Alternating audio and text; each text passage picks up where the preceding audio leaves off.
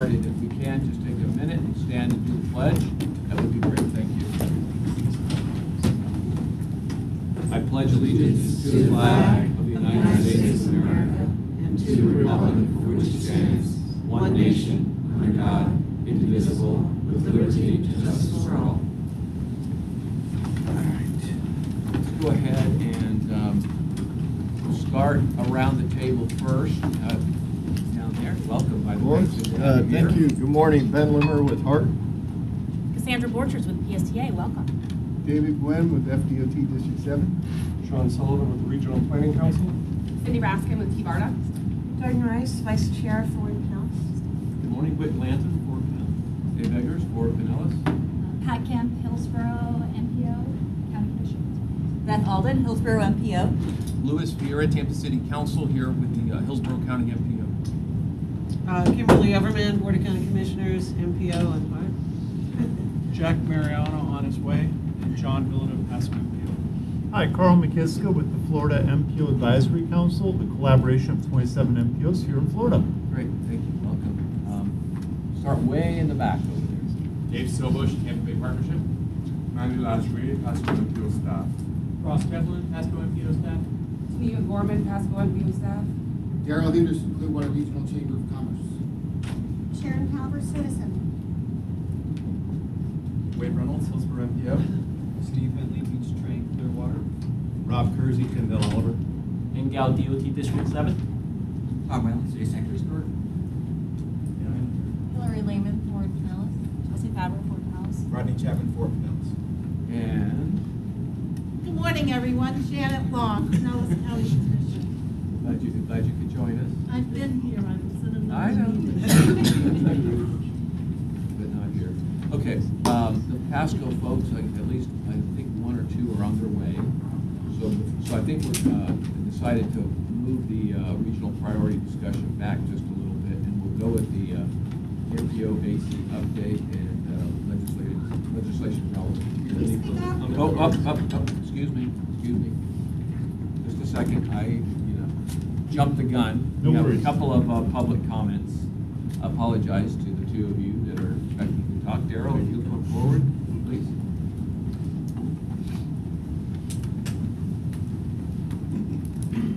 Yeah, I think that's the.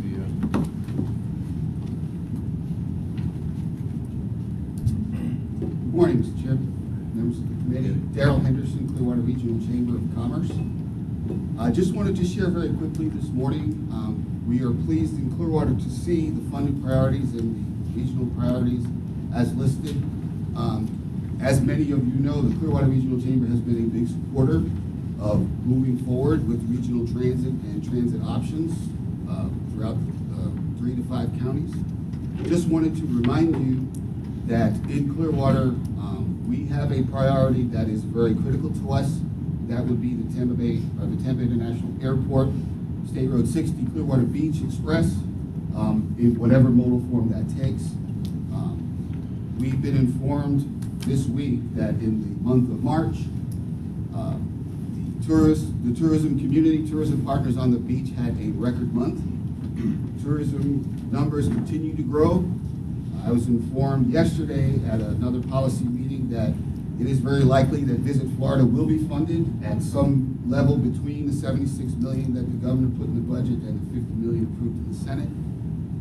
So there are some good things happening with respect to us in Clearwater, and we urge this group to continue to keep in mind that we need some sort of express service between TIA and Clearwater Beach, and we will continue to support regional efforts towards transit. Thank you.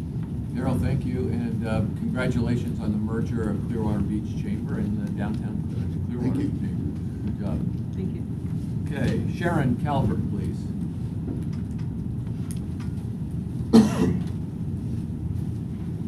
Morning, Sharon. Good morning. I'm Sharon Calvert and I live in Tierra Verde. I'm here to request that you remove the Central Avenue BRT from your regional priorities. First of all, it is not regional, and that should be your focus, so be it. But there's also, as you probably know, it's been publicized that there's that St. Pete Beach has never committed to supporting that project, but it's affecting them and others that surround that area. In the FTA grant that PSTA submitted, they show that St. Pete Beach was contributing $1.5 million to the capital project, and I have a copy of the FTA application, and I also, this was the presentation that was done, but that is simply not true. So that is an issue. The other issue is that service would put a 60-foot bus on Gulf Boulevard that I use all the time. I love going down to St. Pete Beach. And if you've been on Gulf Boulevard, it's very congested. We've had record tourism.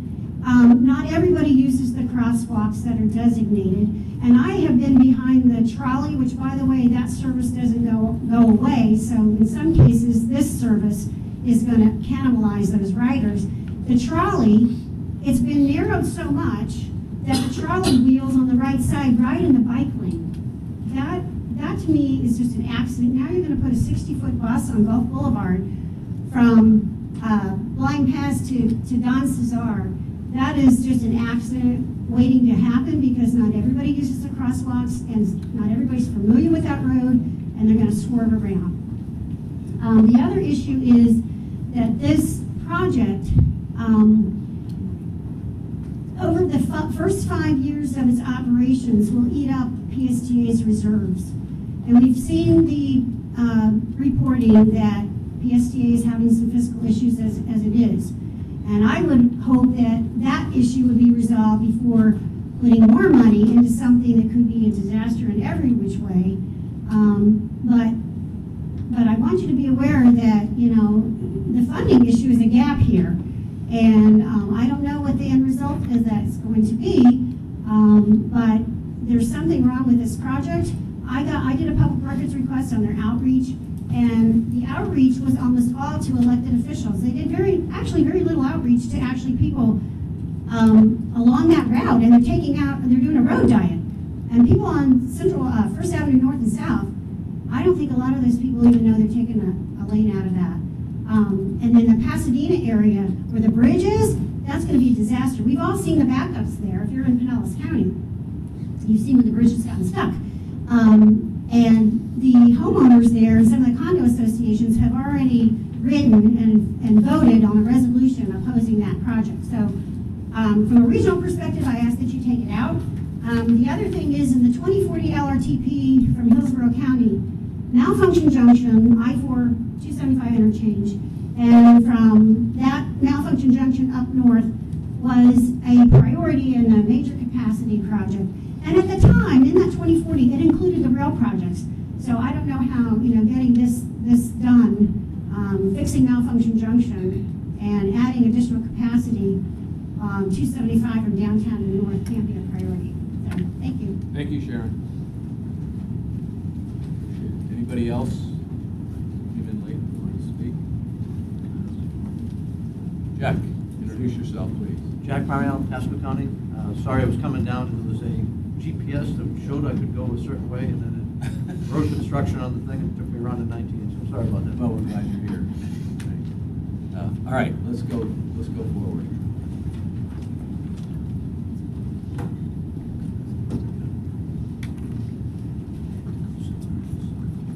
So I have a PowerPoint presentation on here, and let me get to that.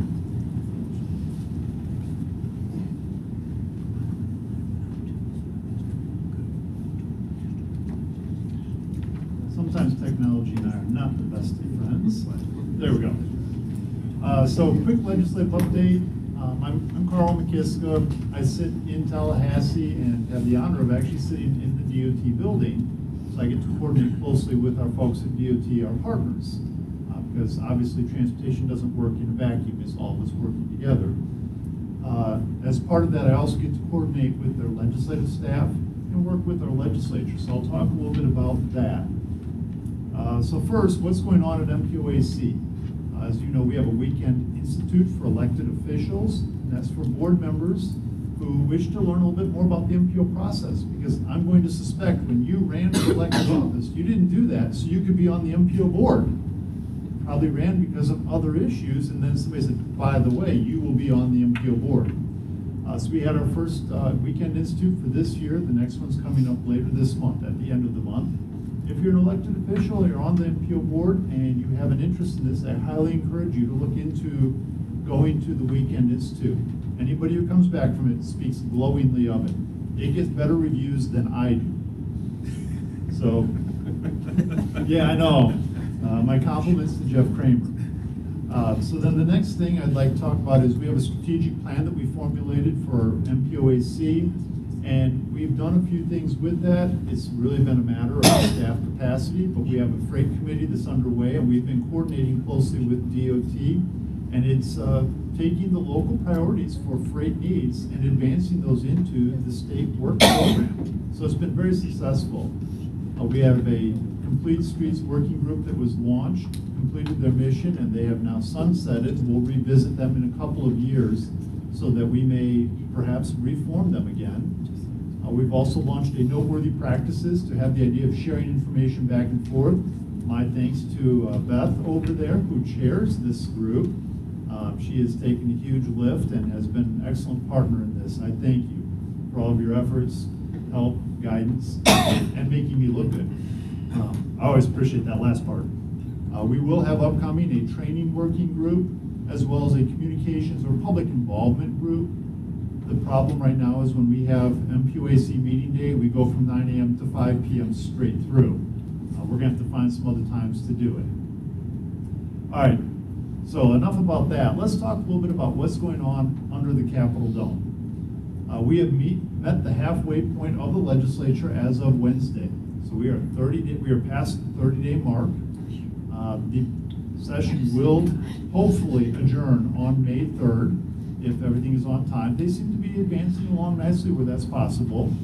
At this point in the legislative season, no new bills are to be introduced, and in the House there's no more subcommittees. They have now ceased to meet. So any bill that was required to go through a House subcommittee is pretty much done with that process. As of April 23rd, so later this month, there will be no more committees. It will just be the general session of each chamber, because they'll have to take all those bills that have come through the committee process and get them onto the floor, read 3 times, voted, moved over to the other chamber. I will tell you that it's at this point in the session, generally the pace starts to really pick up. Things start happening really quickly. Yesterday I sat in a Senate committee meeting waiting for a bill to be heard, and as I'm sitting there, my cell phone is notifying me that amendments are being filed on the bill that's going to be heard in a few minutes. It's just that kind of pace. I laugh because you wake up in the morning and you check all the bills to see what got filed. So the amendments are starting to appear quickly. This is where having connections and friends is really valuable. And I want to call out the Florida League of Cities and Florida Association of Counties for their assistance. We are in constant communication, and it's how we stay on top of this. Also, at this point in the session, the budget starts to really dominate. That is the one job of the legislature, is to pass a budget, and now that they've both proposed budgets, we'll see that horse trading, if you will. So let's talk a little bit about the budget. The Senate proposed a $90.3 billion budget. The House proposed an $89.9 billion budget. The governor proposed something that was higher. You can see the 2 chambers are about $400 million apart. That is not an insignificant sum of money. Each of us would like to have a personal checking account with that amount in it. But in the scheme of this budget, percentage-wise, it's rather small.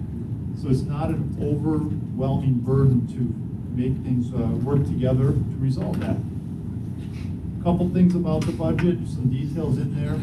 The Senate has proposed about $220 million for Hurricane Michael recovery. General estimates are that there's probably about a $13 billion need, obviously counting on the feds to provide some assistance to the area, because that's just a number far too large for the state of Florida budget to handle. On education, the House came in at $21.6 billion. The Senate's about $600 million more. Again, in the scheme of things, that's a number that can be worked. Healthcare, and this has been a priority, healthcare has been a priority of the Speaker of the House. He says he wants to address the costs that are escalating with healthcare to the state. The Senate came in about $1.5 billion higher, and that is a pretty big difference. So this may be something that has a lot of work behind it. Visit Florida, and that was mentioned earlier. The governor proposed $76 million, the Senate's at $50 million, and the House actually initially proposed $19 million, which would essentially shut them down October 1. Visit Florida seems to be somewhat of a perennial punching bag, unfortunately, for the legislature. We'll see where this comes out. And then on housing, the Sadowski Fund, and this is a concern for many of the local entities, whether you're a county, a community, but this fund has traditionally been swept. I think it's been over 10 years that funds in the Sadowski Fund, the monies from that trust, have been swept to some level. This year, the Senate has proposed from the beginning to just go ahead and fund it fully. The House is proposing to take about $100 million from it. But overall, compared to previous years, the Sadowski Fund's looking really good. Hopefully, they'll be able to come through and provide some relief, because we are seeing that housing is becoming a pressing issue, has been, here in Florida. Lastly, transportation. Transportation is proposed to be funded right at about $10.8 billion. That's similar to what we had last year. One of the very fortunate things is that transportation is funded through a trust fund. There are federal funds that go in there that can only be used for that. There are funds that come from other sources within the state that are to be used only for transportation and that are derived from transportation sources. It has generally been left alone because the legislature recognizes that transportation provides a benefit economically, quality of life, to our citizens, our visitors, the voters. So we've been very fortunate. I also want to compliment the department, who's been very good in informing our elected officials about the benefits of transportation and the return on investment. Under the previous administration, that was a huge catchphrase, show me the ROI. And the department has undertaken economic studies to show that benefit. So I want to talk about a few key transportation bills, and there's quite a few of them, but I'll walk you through each of these. House Bill 5, this is the bill that has to do with discretionary sales surtaxes. Where it affects transportation is that it requires the election, you do this during a general election. You cannot do it during a primary or special election. The Senate bill has, the companion bill has that same provision, but that's where the Senate bill stops. Under the House bill, you have to get 2/3 vote to pass any sort of a discretionary sales surtax. And that is a very difficult bar to pass. There's also some other provisions about notifying 180 days ahead of time and so forth, some technicalities that could hang up any sort of a discretionary sales tax passing. Senate Bill 76 and House Bill 107, these are the distracted driving bills. They are now what we would call texting while driving bills. They've been really stripped down to just address texting while driving. It doesn't address using your phone for other purposes, whether it's making a phone call, using it for navigation. The original versions were a truly hands-free bill. There was some resistance in the legislature. Law enforcement has said hands-free would be a lot easier to enforce. Both bills are ready to go to a chamber vote. Just yesterday, 107 made it out of its last committee stop in the House. So look for those to go forward. House Bills 311 and 932. These are autonomous vehicle bills. We seem to have an autonomous bill each year, but truthfully, this is a technology field that's moving so rapidly that changes are needed each year just to keep up with it. Senator Brandis is leading this in the Senate. He's been a champion of autonomous vehicles and technology in transportation. 341 and 1002, motor vehicles and railroad trains. I bring this to you simply because the current state of practice is, if an automobile and a train collide, every passenger on the train has to be interviewed as a potential witness. This bill would say you only interview those who actually could see something. While this bill is really being brought out of Southeast Florida, the Bright Line trains, that sort of thing, I know there's been an interest in expanding transit, and you may have rail transit in the future. This would help to clear a crash much more quickly. It could be a benefit to you. 385 and 898, these are loosely called transportation. Truthfully, this is the Miami-Dade transportation bill, and it is to address the issues that they feel they have with Miami-Dade Expressway. They have a half-penny discretionary sales tax that was to be used for transit expansion, and why I bring it to you is the TPO got rolled into there. Apparently there was some misunderstanding or misinformation about how the TPO is operating. Originally, the bill went ahead and restructured the board and put some other requirements. I think we got it cleared up yesterday. Both bills were heard in committee. From member comments, I learned what was going on and sat down with each of the members. I think this may be a non-issue, but let's keep it on our radar for now until we see amendments filed on it. I just sent out the language for the amendments this morning. 453 and 542, they call it micromobility. Let's call it the scooter bill. That's what it is. This bill and primarily the heavy lift here has been through Florida League of Cities. Originally, the bill would have preempted local controls over this. Language is back in allowing local control over the implementation and launch of scooter services in your communities. So you will be able to ensure safety. The thing that I've explained to the sponsors and others have is we have a reputation in Florida being really good at killing people in our transportation system. If we're not careful with this bill, we're just going to enhance that reputation. That's not where we want to be. We want it to be Florida, beaches, sunshine. Come spend your money. Take your kids back to your school district. So I think we're in good shape there. 905 and 1044 are Department of Transportation bills. Originally started by the road builders. A lot of the provisions in there have been taken down. One of the provisions in there is that it specifies who can be Secretary of Transportation. The House bill's been removing some of those provisos. I expect the Senate bill to do something similar. And then lastly, I think everybody's heard about this. Senate President Galvano wants a strong transportation program with 3 specific corridors.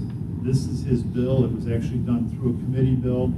We just had last week a committee bill in the House that is identical, brought forward. How this plays out, we'll have to see, because there is a huge fiscal impact. We're talking 3 major corridors that are rather long. They're not going to be cheap, but it does include an extra $135 million per year into the Transportation Trust Fund. About $110 million of that is available for general capacity expansion. So these are the bills that I've been watching and encourage you to watch. I want to bring you up to date on what's happening with each of these. I want to shift gears real briefly on the federal side. You know, the federal bill expires next year on September 30th. And already Congress, who originally had talked about doing an infrastructure bill, has rolled that conversation up to, let's just do a transportation bill that may have an infrastructure element in it. So we're seeing some movement there, which I'm really pleased to see. This advanced planning, really thinking ahead. Right now, we've had some action on this where I think each of the MPOs in the state received a survey from Senator Marco Rubio. If you didn't, please let me know. We'll put you in contact with his staff. AMPO, which is our National Association of MPOs, kind of my counterpart, but on the national level, has been heavily involved in this, and so have I. We've been talking about this. One of the issues at hand, Florida is receiving its distribution of monies based on population from the 2000 census. We had 14.7 million people then. So we've been working to have that corrected. Is this effort really serious at this point in time? I hope so, but I'm not going to take a risk and find, not do anything about it and find out that I missed the vote. So we're involved. I encourage each of you to track this and be involved. And then to wrap this up, or to bring it in for landing, we produce here at MPOAC a weekly newsletter. It comes out on Saturday mornings. If you're not getting this newsletter, please see me. I want this to be distributed to everybody. It was originally designed to keep you, as my membership, informed. But I'm finding more and more people are referring to this as their transportation legislation source of news. It's a great way for us to make sure that MPOs are leading the discussion. So please share it far and wide. And with that, I'd like to wrap it up and take any questions you may have. I'll do my best to give you an answer or make up one that sounds reasonable. Carl, thank you for that. And yeah, if we could, maybe we start with that page that had the state bills on it. Yeah, I'd be happy to. Let me go back to Yeah, that, please. see if anybody has any questions on any of the state bills and issues that you brought up. Anybody? On that House Bill 5, there's no, maybe I didn't hear it, is he doing something else? Is there no companion bill for that? There is a Senate companion bill, but the Senate bill only requires that you run a discretionary sales tax during a general election, and it stops there, whereas this bill goes much further. The general election, I think we could all live with that. It's some of the other provisions in the House bill that are a little concerning, particularly that 2/3 threshold that you have to overcome. Many of the constitutional amendments, if not all of them perhaps, but at least many of them, wouldn't have met that threshold. Yeah, only 3 would have passed. Okay, I couldn't recall the exact Yeah, only numbers. 3 out of the 19 that were passed last year would have actually passed. Under the HB? Under the HB 5. And the House bill, I believe, also requires a written legal analysis of the surtax, and it also requires. Daryl, could you please get to the microphone? I'm sorry to do that. Well, I can go ahead and, the House bill Okay. requires a written legal analysis, I believe also a fiscal impact. It requires that legal analysis to make sure that what you're proposing is legal, but that has to be submitted 180 days before, along with the language of the discretionary vote, the sales tax vote, has to be submitted to Tallahassee. If you fail to do either of those, it is null and void. That's in Senator Lee bill. Sharon, again, we can't hear you, so. That's in there's another related bill, which is that one, is Senator Tom Lee's bill. Can you comment? Yeah, Senator Tom Lee has a companion bill. It doesn't have those provisos in there. I think the scary part of House Bill 5 is that 2/3 requirement. That's the one that's tough. I mean, some paperwork ahead of time and thinking ahead, we can all do that. We're planners. We got this. But the 2/3, that's really tough to overcome. Of course it How about on that last Senate bill on the public financing? Is there a companion bill on that? Yes, there was a companion bill that was taken up by committee last week. It is a committee bill, so the numbering is a little odd, but it is identical to the Senate bill. It was definitely a show of cooperation between the two chambers. We are definitely seeing a very congenial approach with this legislature and the governor. It looks to be, thankfully, knock on wood, smooth session this year. I hope it stays that way. So the 135 million that you mentioned a year, of which 110 would be for capacity projects, is that money being made available for capacity projects around the state? Or is it specifically for these 3 projects that he's talking about? Thank you for that question. That's a good one. So the 135 million that comes over there's some drawdowns for the small counties program, so forth. The 110 million then is just put into the transportation trust fund, so it may be used in any way, but we're already meeting the maintenance needs, so presumably it would be available for capacity anywhere in the state. It is, I will forewarn you though, and I didn't include this earlier, is from motor vehicle registration fees, which are currently being deposited into general revenue. Right. So we'll put a hole of about 135 million per year in general revenue for the state. Thank you. Any other questions on the state? Maybe we can move to the other. Any questions on the federal issue? Okay.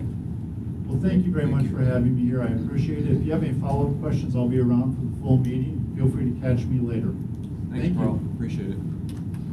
Okay, we are going to, again, move a little bit differently today.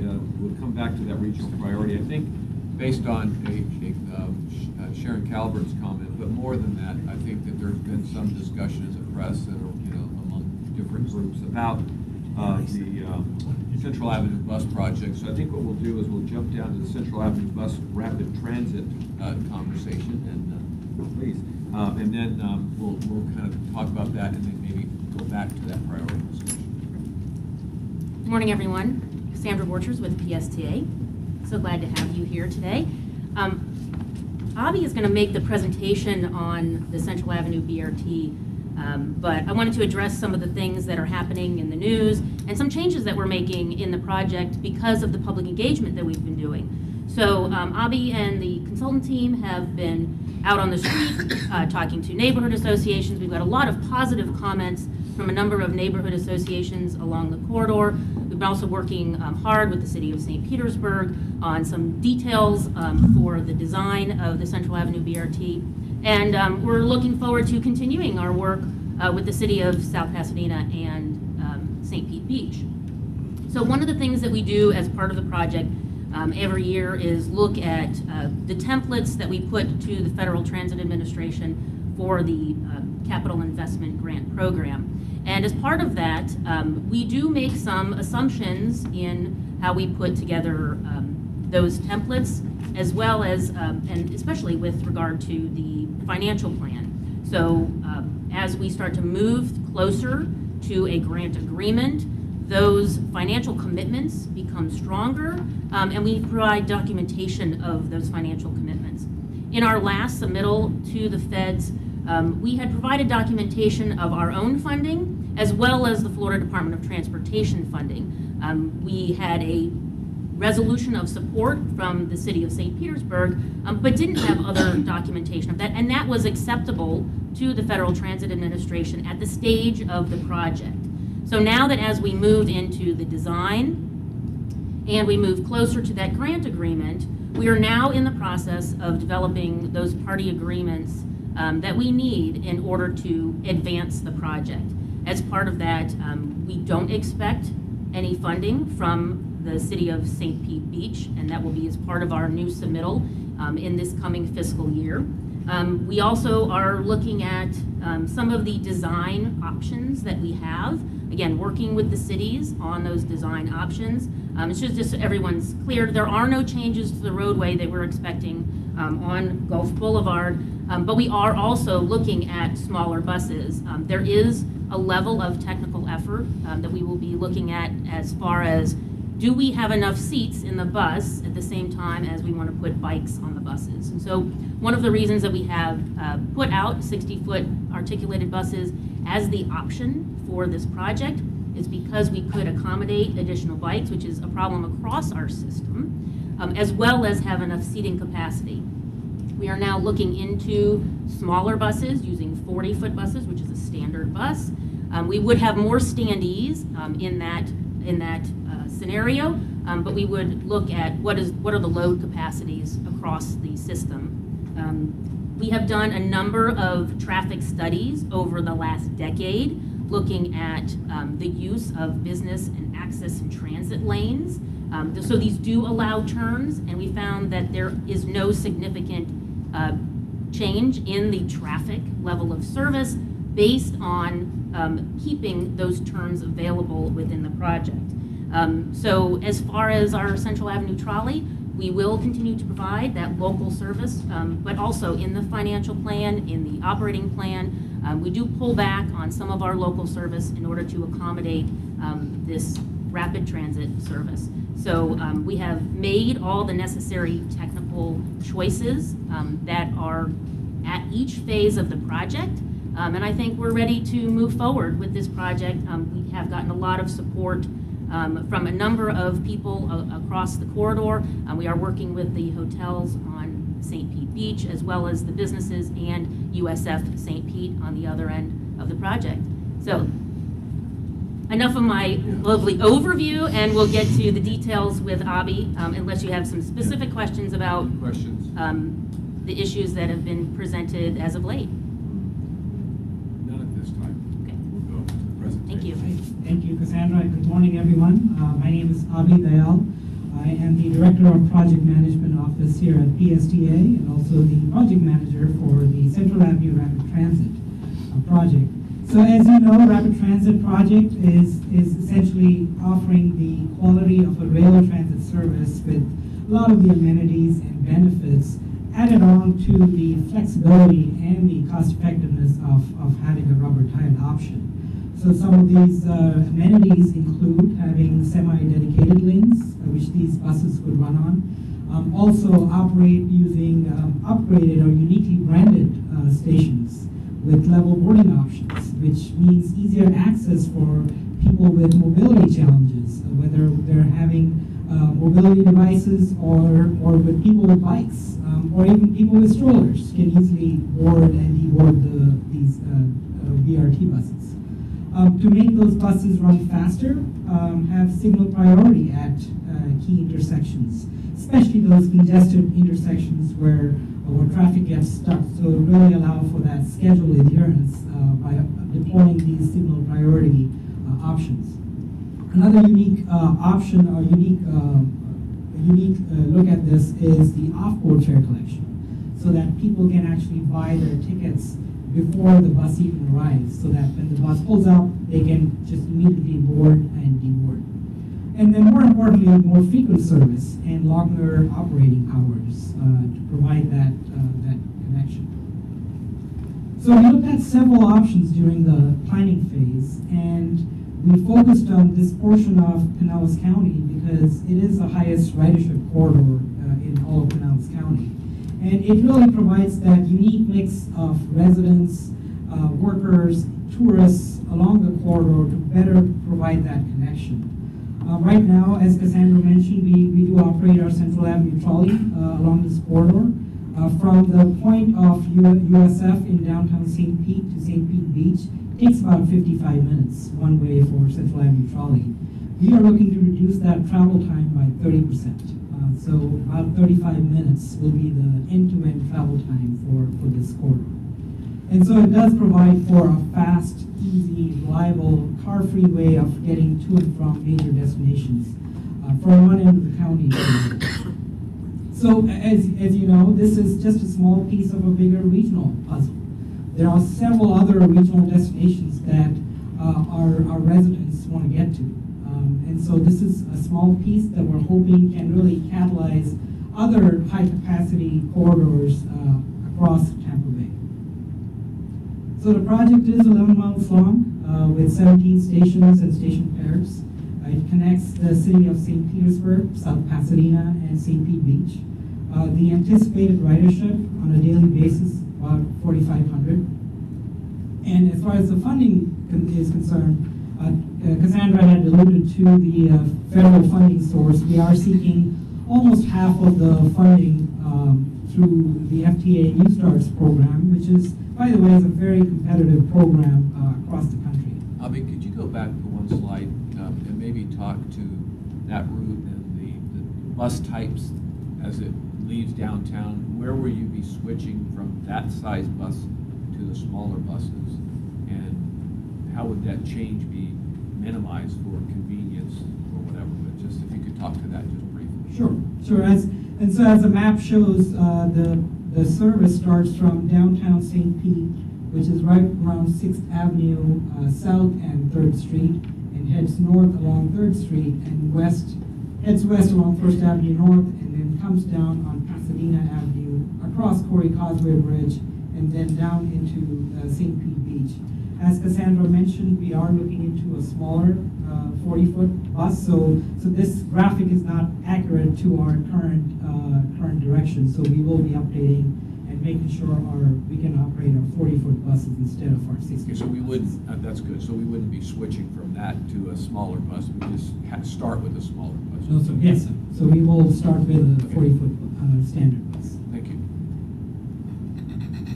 So as I mentioned, we are seeking about half of that funding through the FTA New Starts, or Small Starts in this case, program. Our other funding partners include FDOT and City of St. Petersburg and PSTA. One of the unique features, and I mentioned this as far as the buses running on semi-dedicated lanes, of this project would be using what we call business access and transit lanes. And the way these these bad lanes work are these lanes will be used by buses and vehicles that are making turns into either major streets or homes or businesses along the way. And then these bad lanes can also be used by emergency vehicles and during mandatory evacuations. As you can see in the graphic, the green is what shows where the extent of the bad lanes will be. So it will only be along First Avenue North and South, and then down Pasadena Avenue. And it stops right at the Palms of Pasadena Hospital. And then the remaining portion of the route will be essentially mixed traffic operations where currently our buses operate.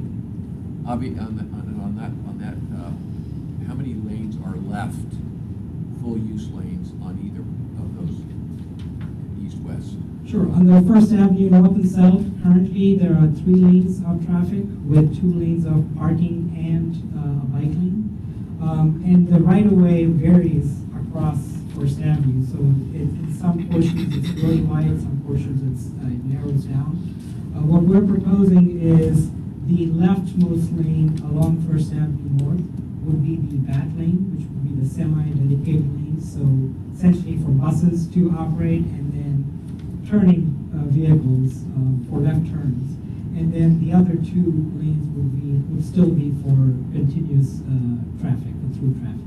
And a similar on the south. On Pasadena Avenue again, it's a 3 lanes in each direction for a certain portion of the corridor.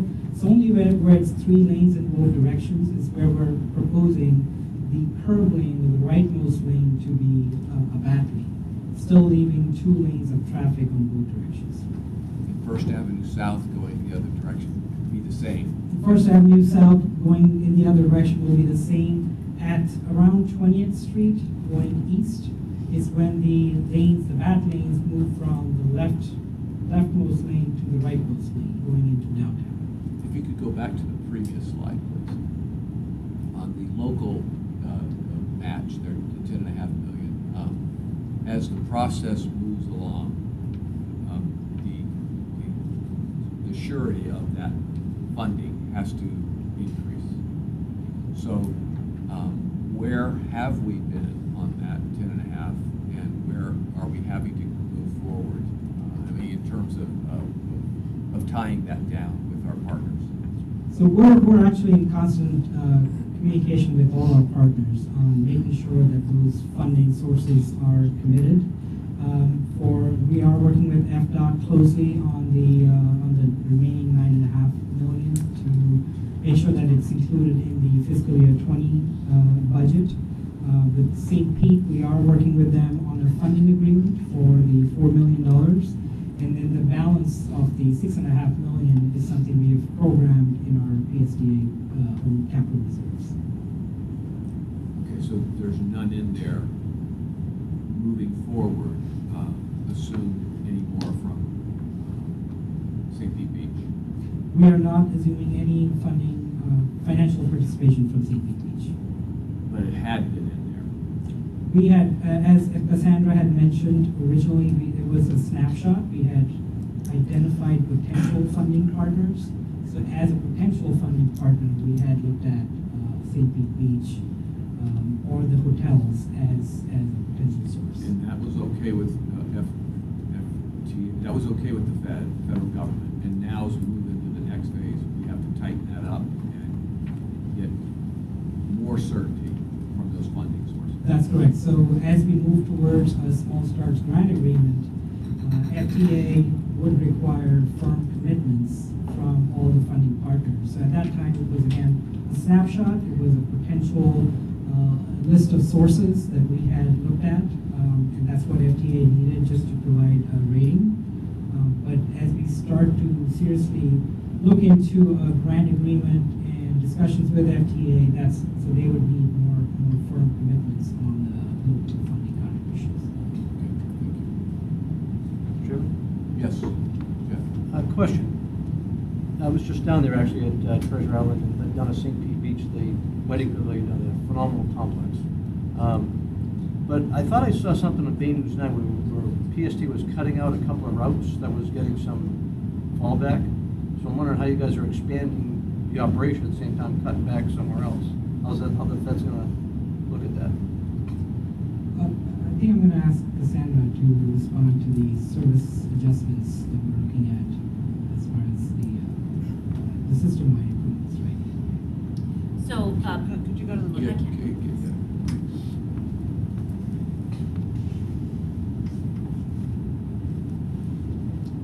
So some of the service changes that we're making, we're recommending at this point to be explored are lower productivity routes, but they are not unproductive routes necessarily.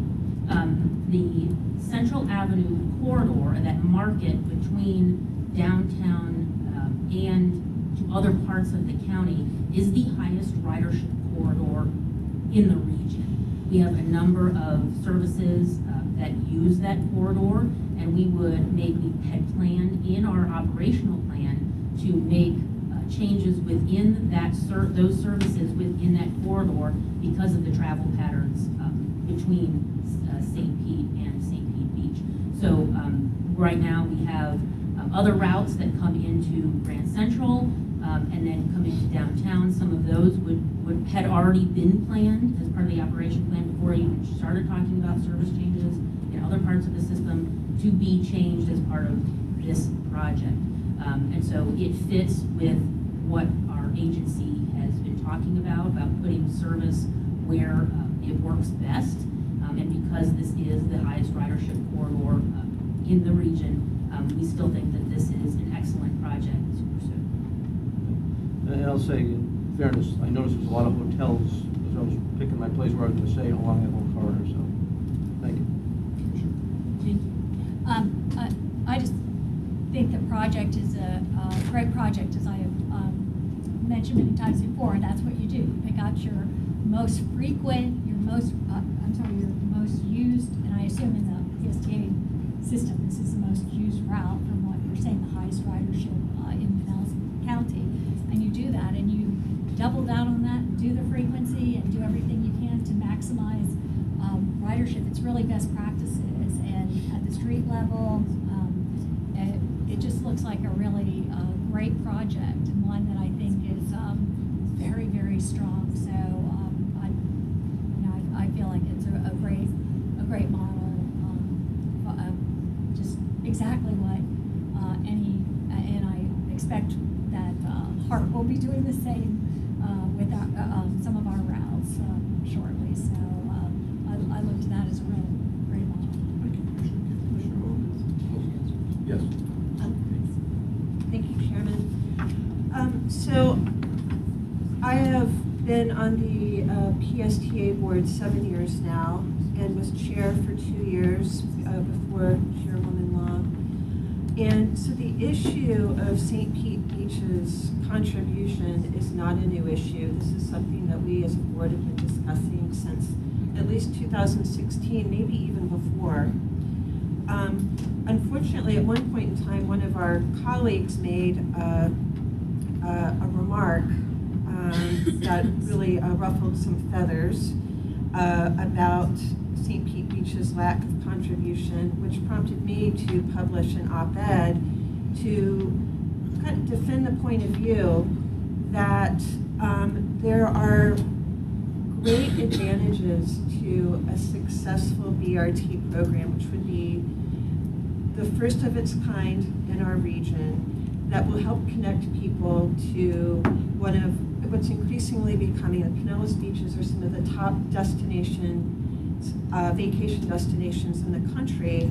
And as more people discover us, more people visit and tell their friends. So we're dealing with more congestion, more visitors, which, that's a good thing. But I made the argument that recognizing that St. Pete Beach is a community that's already struggling to pay for a myriad of infrastructure challenges, that I felt like trying to go after them to contribute, that we might sacrifice a lot trying to squeeze blood out of that turnip, and that it would be better to strike a cooperative tone. And just like in retail where you have like a loss leader, I think that maybe that's the approach to take, that the benefits to a successful BRT configuration far outweigh the fact that St. Pete Beach may not be able to contribute as fully as we might like. The selection of St. Pete Beach as a terminus, we spent a lot of time on that, and it was a very thought out, very strategic choice that we arrived at. There was a great deal of public engagement along the way. It's the nature of the beast, maybe, that some people always wake up at the last minute and find out about what we've been working on for years, and I think we just have to smile and deal with it. But there's certainly been nothing secret or hidden about these plans, and I think if we were to go back and revisit why we chose St. Pete Beach as the terminus over Madeira Beach and Treasure Island, you would see why this is really the plan that makes sense. And I, for one, as a PSTA board member and a member of Forward Pinellas, really look forward to working as cooperatively and openly with our partners in St. Pete Beach as possible. It's a winner for all of us in this region, not just St. Pete.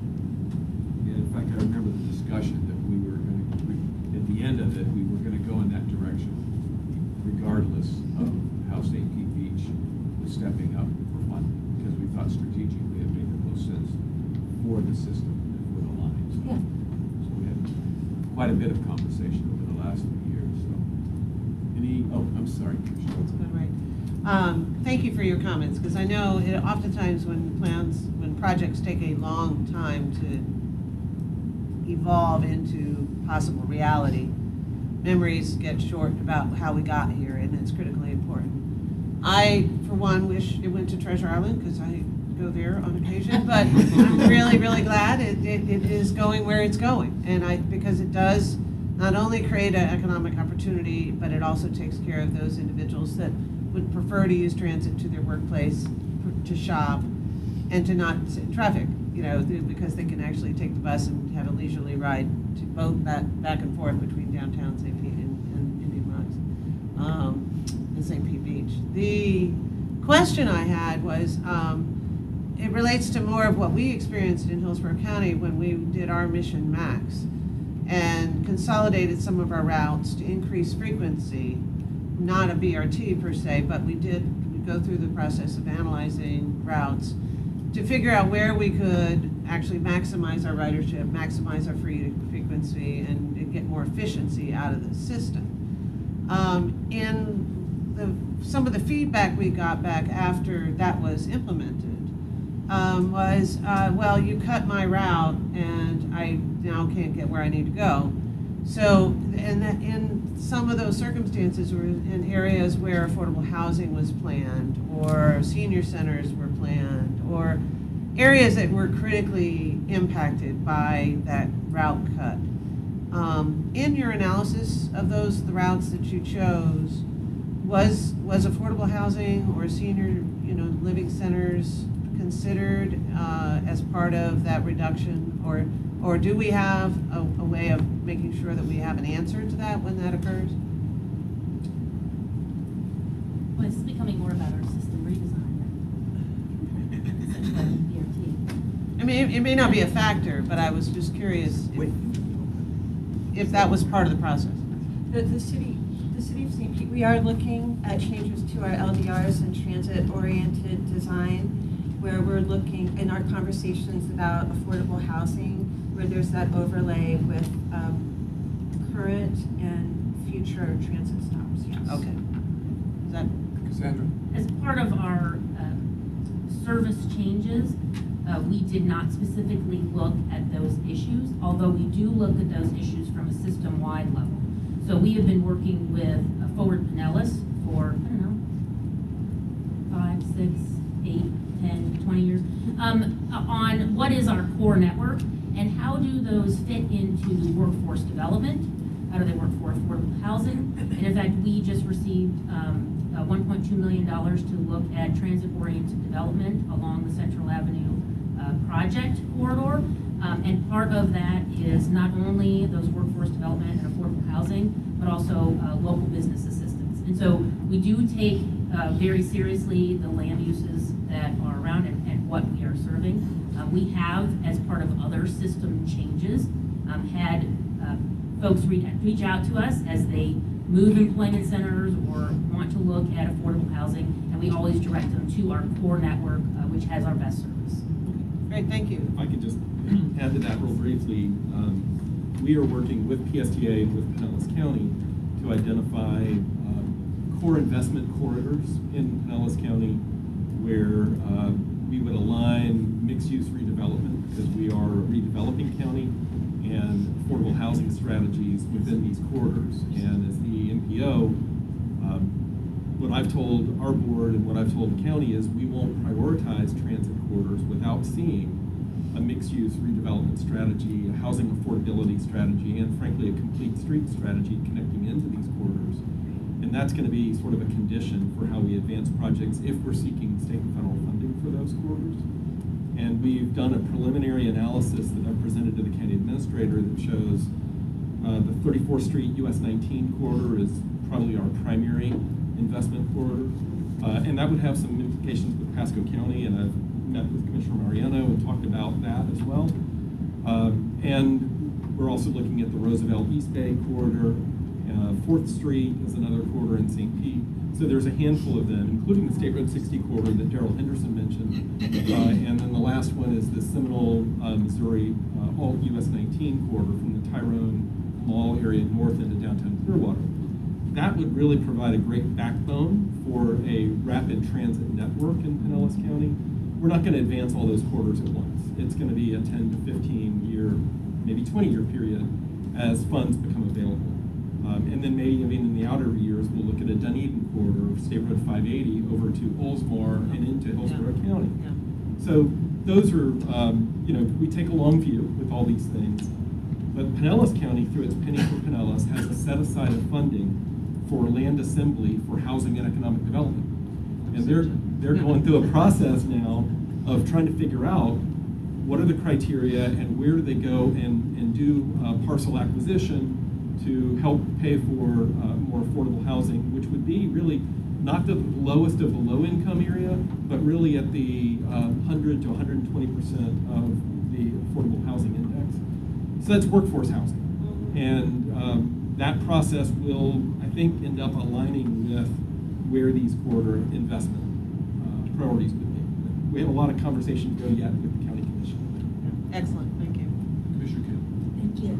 I just didn't want to leave a false impression about Mission Max and what it did when it made budget cuts. But I wanted to clarify because I think that there's lots of people that do not understand, and this is probably particularly for Hillsborough County, but as being a hard board member when this went on, what was never, I think, clearly understood is that when I got on the board in 2016, our healthcare costs had risen from $3 million a year to $7 million a year, and we only had $40 million in ad valorem tax, actually $39 million at the time, and another $30 million in grants. So we're talking about a $39 million budget where the healthcare costs went from 3 to 7. So we had $4 million and no income to make up. So the original cuts that were done with Mission Max were they had to cut the most unproductive routes because we couldn't pay our healthcare bills. Anything that was done in terms of more frequency, it wasn't because it was taken from routes that were cut and put to more frequent routes. That was not done during Mission Max.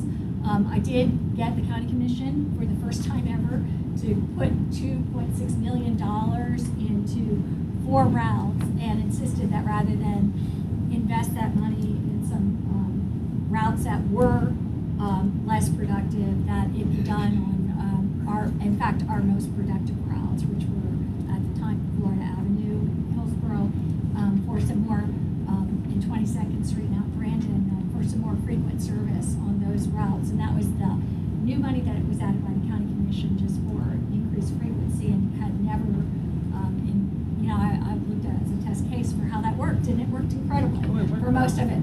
But I just wanted to be clear that money wasn't taken from routes that were there and just taken to increase ridership or frequency on routes. Last comment? Yes. Just as far as St. Pete goes saying they can't afford to chip in. You know, sometimes the city makes a huge investment like they did for that wedding pavilion and the great complex to go with it, so maybe they are strapped to go with it, but they created amenity which everybody around that whole corridor is going to benefit from, so I wouldn't feel bad about defending them. Thank you. I guess we better continue if we're going to be out of here by noon. I'm sorry, I just crossed your name off like you'd already talked. I apologize. Commissioner Love, my apologies. Go ahead. I just want to reiterate for the group some new data that we just received at our commission workshop on Tuesday that I think is appropriate and pertinent to this conversation. You know, change, no matter what it is not easy. Right. And it's a very difficult task to move from point A to point B or C. So as policy folks, for those of us that are elected, it's not easy to know the right thing to do and then articulate that always to your citizens. And critical to me is the fact that the latest numbers for our tourism folks coming from Hillsborough County into Pinellas County and from Pasco, Manatee, or wherever they're traveling is 8 million people a year. 8 million who are coming here for an overnight stay. The next number is staggering to me because 15 million are coming to visit just for the day or to conduct business. So when you think about how that number has grown from, I moved to Pinellas County in 1972, it was a sleepy little community from St. Pete Beach to the Pasco line and the Gulf of Mexico to Tampa Bay. But it is not a sleepy little community now, and we have become a vacation and destination place around the globe. So these numbers are not going to go south, they're going to get bigger. So we're 40 years behind the times in terms of public transportation options, and there are reasons why everywhere in the world that you travel, folks can get on public transportation to move around. It works. It's not a new science. So, you know, we have to, if we keep doing what we've always done, we're not going to dig out of this congestion that we're in that we know is only getting worse. So, I just want to leave it. Oh, I'm good. I'm totally good. Yeah, and I think you know, we have visited a lot of these issues. We have a similar situation in the North County on some trail issues, and it's a long process, as you said, that we go through. But along the way, new residents come into play, and they're asking questions that perhaps had already been covered. But even in that process that we've gone through, we had a conversation on Thursday at our commission meeting, and we had some positive changes that we were looking at. We're actually re-engaging in the project and maybe looking at tweaking some things. So, you know, we always try to get residents engaged and involved, and so I think it's always good, even up to the last moment, that we continue to rethink what we're doing. So it's a healthy process. I appreciate that, and I don't think you were finished yet, were you? So in the interest of time, I'm just going to quickly breeze through a few slides, but great discussion, everyone, great feedback. Commissioner Eggers, you had asked about the bat lanes along First Avenue. This is just a snapshot of what it could look like as part of our early design. Here's just another view of the station that's to the right side of the bat lanes. These are bat lanes on the left lane of First Avenue. The reason for this is to make it easier for pedestrians to get to Central Avenue, which is really where we anticipate a lot of our destinations to be.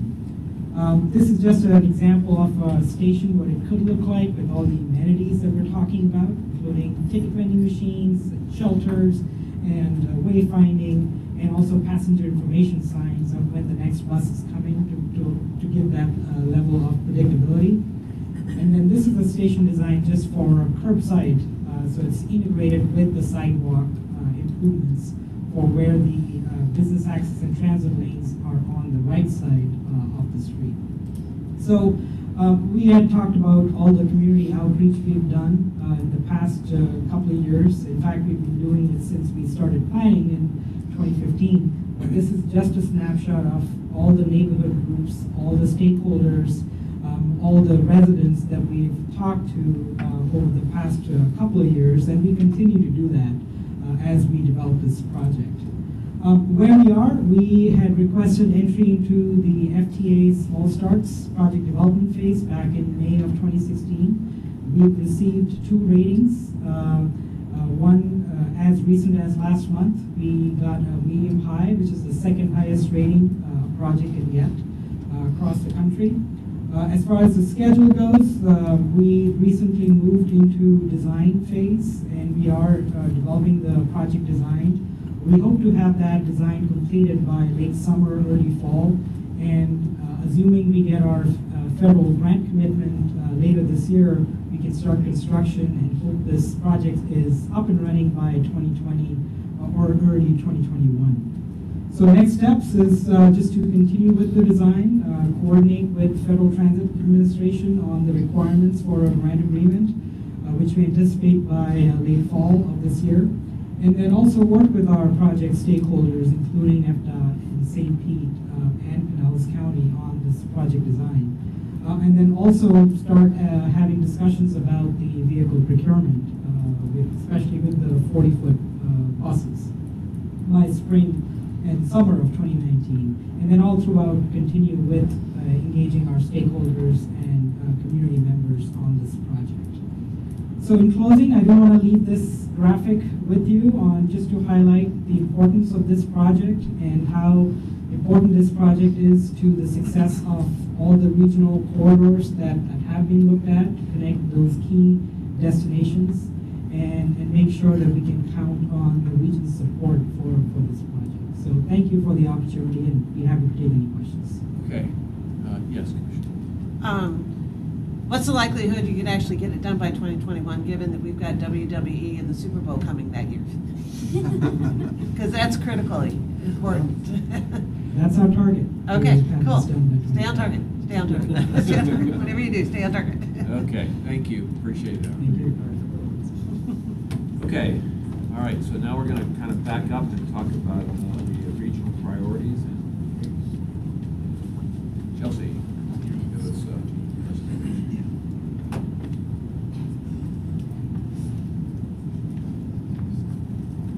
All right, so we started this discussion with you at your last meeting about regional priorities.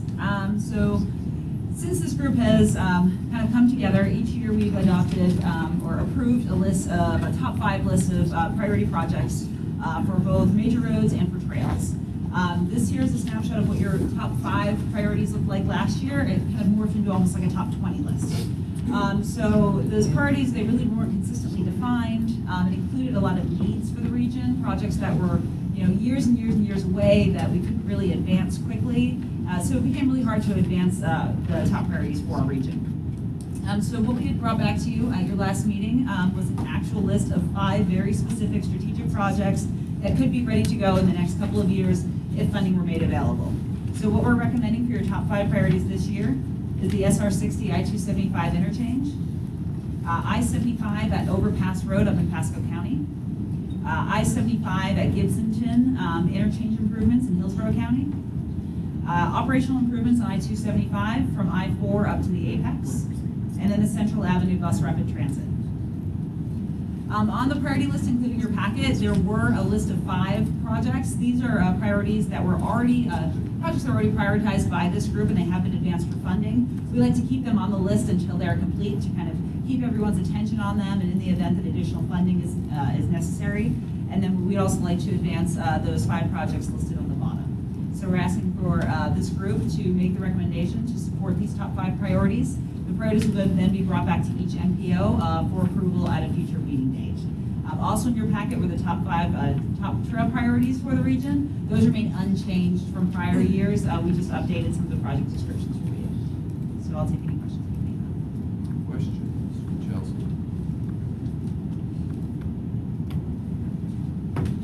Move approval.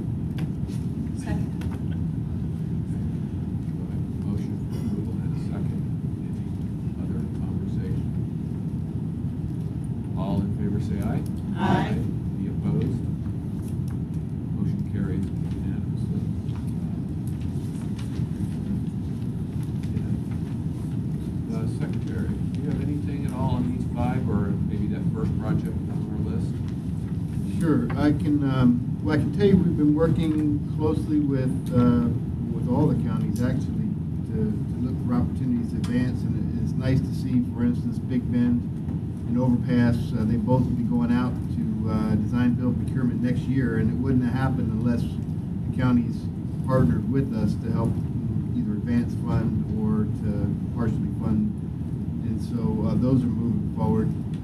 We are getting some, I think, very positive movement on I-275 in West Shore. In fact, this week, Hillsborough County, I know, passed their support for it, which means we've got basically every entity in the region has said this project needs to be advanced. We're, as we speak, working with Federal Highway Administration to allow us to try and move the West Shore interchange as a separate environmental document and not require us to have the downtown interchange be a part of that document, because we're really not at the point with the downtown interchange that we are with West Shore. And so we're meeting with FHWA, and I think it's a week from today, actually, to try to further that discussion. And our hope is that once we get approval from FHWA to move forward, then we can look for the funding.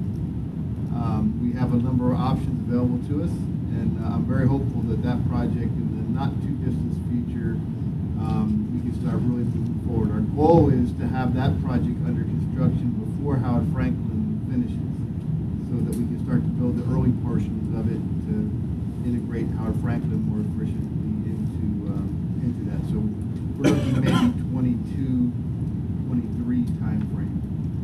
So I'd say that everything seems to be going very well right now with that. We just have to continue working with FHWA to make sure it happens. Yes. I have a question.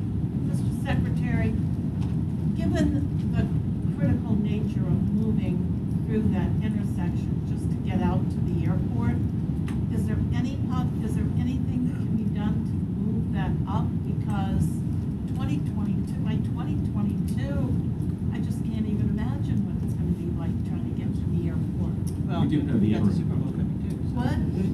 We got the Super Bowl coming too. And we have the Super Bowl coming. It was a mess the last time. You had identified an interim step in that. When is that? Well, we do have some interim improvements actually already, if they're not already underway. I didn't look on the way down here today, but I think it should be getting started any day if it's not. And that's the improvements we're going to make on 275 at the State Road 60 interchange. We're adding, right now we're at next down to 2 lanes in each direction. We're going to add a 3rd lane. And then we're also extending some of the weave and merge areas, probably the most significant one being if you come from the airport and you want to go north on 275, you go through that loop ramp, the big sweeping loop ramp, and then you stop because there's hardly any room to move over and merge with the other traffic.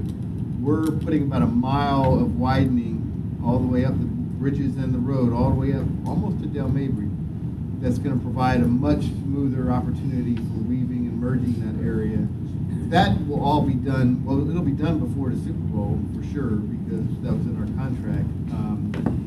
The other thing we're doing is if you're coming from Pasco County and you're coming down, or from actually Courtney Campbell, there's a kind of an area on the Veterans and State Road 60 there where you get a weave merge problem. We're adding a lane, it's already under construction. It would have been done by now, except during the shutdown, FAA wouldn't process our permit, but now they did, and so we've got that under construction, and that adds another lane out there coming southbound towards the interstate. So those 2 projects will be done within the hopefully next year. We're also looking for some other, if for some reason the money doesn't become available, we're looking to try to find some other improvements we can do as interims, but I'm very hopeful we can get the money. The longer lead item for us is getting the remainder of the right-of-way. Some of that right-of-way takes quite a while because they're business relocations, and until we get the record of decision from Federal Highway, we cannot go after condemnation on a few of them. That's why we're trying to really move forward with FHWA to get them to give us a record of decision just on West Shore, so that we can go out and purchase the remainder of that right-of-way. Yes, I just wanted to say when you're coming from, and you know, you've heard me talked about this many times. I thank you for looking at an interim solution, but I just wanted to, for people who may not recognize this, when you come from Tampa to St. Petersburg and across the bridge there, you have all 3 or 4 through lanes. I think it's 4 through lanes going right through. We do not experience it, or when you're coming from Tampa to St. Petersburg, it is a very different experience in terms of your trafficking congestion, your backup, than when you're coming from St. Petersburg to Tampa. Because what happens is the bridge has 4 lanes. One goes off to West Shore Plaza, which I've never understood, honestly, how they did that. But anyway, and then another goes up to the airport. You go from a 4-lane to 2 lanes through a small part, and then it opens up again. And it's caused a regional congestion problem forever that I've looked at as not being incredibly hard to solve, because it's not as if you needed more right-of-way on that elevated area. And I know that I've talked about this several times. There used to be somebody who came to the meetings here and would bring that up, older gentleman, over and over again. I think it has caused a terrible problem in the whole region, that nothing will repair that. It's causing a bottleneck until that lane is done. So I know you said that you can put a 3rd lane in without a study or the prerequisites taking a lot of time, and I think that will provide significant relief, because that wasn't scheduled until the longer term. And then, I guess we just have to see in the long-term plans so that there isn't a bottleneck there. But it's a very different design when you go from Tampa to St. Petersburg than St. Petersburg to Tampa. And I drove it every day for 3 years, so I'm real familiar with going back and forth. Great. I just wanted to add something. So on 275, our congestion problem is really coming into St. Petersburg south when you get to Gandy down to 54th Avenue. And we've asked the department to advance the lane continuity and manage toll lanes south to 375. So that's in our priority list. And I only mention that because when you make improvements to the interstate like that, it frees up the ability to do other things that are more for livable communities and for transit on parallel roads. So if you look at the very south end of Pinellas County, I-275 is right next to US 19, 34th Street South. And last night we had a public workshop, an open house, where we presented the findings from our lane elimination study to take a 6-lane road and convert it to essentially a 4-lane road with a business access transit lane, like was described for the Central Avenue project. And there was a lot of people there. There were some in favor, some against. But in general, that road on 34th Street carries about half the capacity that it's built for. And it's a Skyway Marina District. We have a lot of opportunity for redevelopment. And that is another one of PSTA's most productive transit corridors. And so we have good service out there today, and that would reduce the travel time for people going from this very southern end. And a lot of those neighborhoods are good, affluent neighborhoods, but some of those neighborhoods are struggling, lower income neighborhoods, and would connect people up into the jobs-rich area of the Gateway, Mid-County, St. Pete College area. So we're really excited about that, but we would probably not consider that project without the improvements to I-275 that are needed for regional mobility. And if you really want to get on a highway and go fast, get on the interstate. If you really want to get on a highway and get to your destinations, use 34th Street and expect to go slow, right? So we're excited about that. It's a partnership with DOT. It's a partnership with the city of St. Petersburg, and that's how you get things done. So I want to thank you for advancing the I-275 projects and taking those managed lanes and bringing them downtown. Anything else, Secretary? No, just we look forward. I think our governor has said he wants to look at urban congestion, safety, and technology as 3 primary items. We're focusing on that, and I think that all applies real good here in our region. So continue to look for opportunities. Thank you. Guess we'll move into the regional coordination conversation. Well, I'll just get it started. I think it's a tag team effort, but we had a couple of meetings back in November and then in February where we wanted to look at what are some of the strategies that we can deploy to strengthen this group as a respected guiding body for regional decision making. And right now, we are a recommending body to each of the 3 MPOs. So the recommendations you develop here get endorsed by the MPOs individually. And that's drawn a lot of different scrutiny from folks about how we compare to other regions. And we, rather than just rushing into a merger of MPOs, we really felt it was important to look at all the best examples around the country and what we can learn from that. We've had that presentation. What we wanted to do today is just set up a discussion of how staff is working together to look at those recommendations that came out of that study and how we're evaluating them and what we think we can begin to advance. This also leads into, and I don't know if we'll tackle it all today, but some of the conversation we started in November about how we make decisions as this body now that we have a chair and not a facilitator. So that's a rotating chair every time we have a new meeting. So next meeting will be in Pasco. We'll have Pasco chairing that meeting. And we're not ready to say, let's start voting on things. We're still operating by consensus, but John Villeneuve is going to take us through a little bit of a presentation on how we're moving forward with some of those recommendations. So I have some copies. I'm sorry I don't have enough, but if you don't mind sharing, since we're such a collaborative group.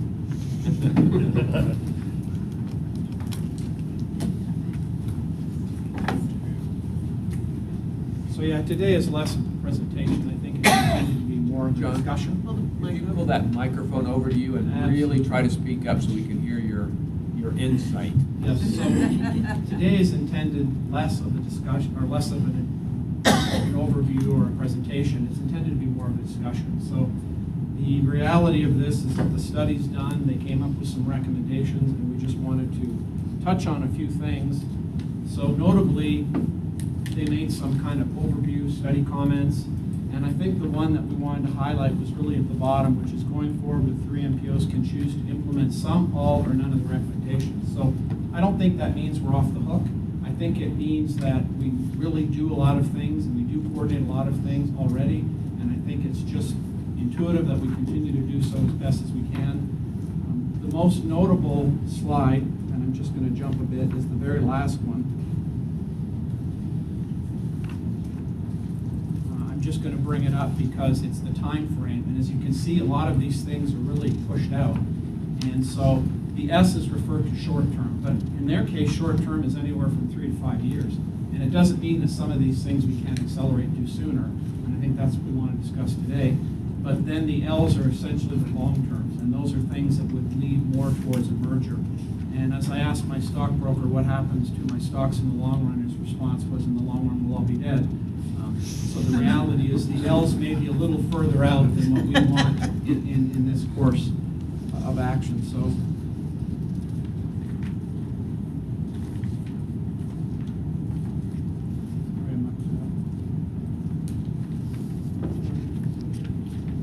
So the first one is essentially the modeling, and that was their first recommendation. And so we just wanted to kind of give you some background on what we currently do. And we do actually have a regional model that we all have been working together, and again, that's through FDOT, which has really been our best regional partner to date before TBARTA came along. And so the suggestion here is to continue to work with them, to continue to keep this process in place. I mean, some of us do our own local modeling. We're in the process of doing our vision maps. We're doing some modeling to determine what our right-of-ways should be. We're modeling to see whether a road needs to be 4-lane in 2025 or 2030. So those are things we can do at our own local level. But for our LRTPs and more broader issues, I think for us at this point to start going to our own solo MPOs is something that is worthy of a discussion, but I think we kind of like leaning on the FDOT and leaning on that kind of overall collaboration. There's a lot of consultants involved. So I'm just going to leave these things out more for discussion, or do you want to go over each and every item? Some of them aren't necessarily things that I think we can tackle initially, but this is one that I think we're kind of already tackling. So, well, I think the main change here, and Beth, you may want to jump in, is of this recommendation is that last sentence of creating an executive committee for clearer joint decision making. Do you want to elaborate on that a little bit? Sure. So, yeah, I threw this into the slides. We actually have a really effective interagency working group that's been convened by District 7 to oversee the regional travel demand model that we all contribute to when we all develop our population and job growth forecasts and our project concepts that we want to test. Those all get fed into the regional model, and it's overseen by staff from each MPO, staff from District 7. Sometimes some of the county staff people get involved. We sometimes have had transit agency staff there when there's a major transit project that needs to be modeled. But it's a group with a long history and a long tradition of collaboration in this region. It's been meeting for more than 2 decades, I think. The technical review team, it has been chaired by a DOT staff person. The website up there, that's actually not the right website.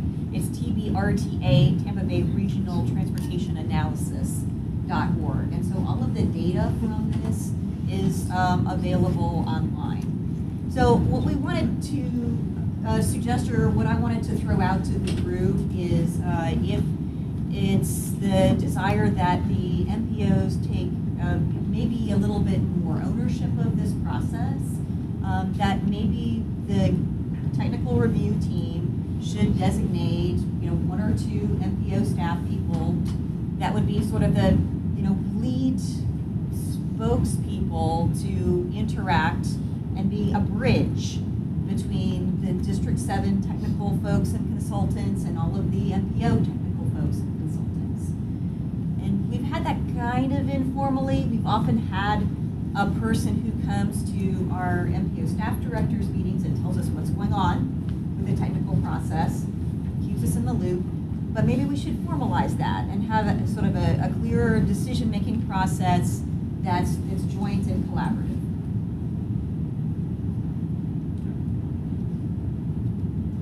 I don't think we'll get a lot of discussion on this. Yeah, so that's. Well, I have a question. What's wrong with the way we're working now? I think that's kind of the point, is there's nothing wrong, really, but maybe there's a way to enhance it and strengthen it. We're trying to respond to the recommendations in the report. So you're saying what you're doing? No, so what you're saying is the recommendation is there, and you're already kind of doing it. So it's. We think this is one of our strengths. Okay. I think the consultant had a good recommendation, but it didn't really reflect the context we're in right now here in this region. So we already have a really collaborative technical review team, and we all feel a sense of ownership in the technical data. So really, we're not missing. You're not. So we really wanted to, I guess, downplay the significance of this recommendation, but maybe play up the opportunity that you can never communicate enough. And so maybe with this executive committee, it provides enhanced communications. Yeah. Probably be the best way to do it. I got to say, I think our staffs we have in play are doing a phenomenal job. We've got our best district secretary of the planet. I mean, and things are getting done. We just approved previous years things unanimously, and the next month unanimously. When have you ever seen that done? So what we're doing, I think, is working. We don't get a lot of credit sometimes, and I do think we do some things well in this region. Commissioner Quinn will let your boss know that you are the best. We're working on Universe now. Love it.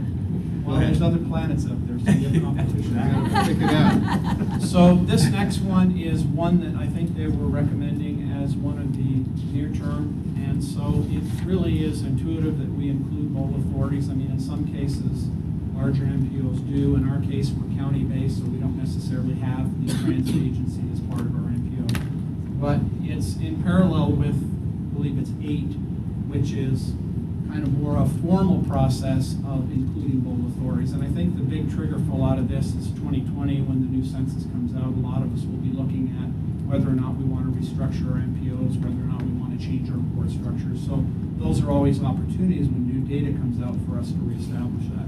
So these are just some recommendations, and again, it's just, I think we might have had a discussion before about who else to include on our various committees, and in this case, the NPO committees. And so would we include smaller cities? Would we include, we've talked about the Tampa Authority for the Seaport. We've talked about transit as well. So I think it's just opening it up for general discussion. But I think in a lot of ways, this is something that we're kind of heading towards. And so again, these aren't really things that they're telling us to do. These are just suggestions of what's being done elsewhere and how it can best work for our particular area. So.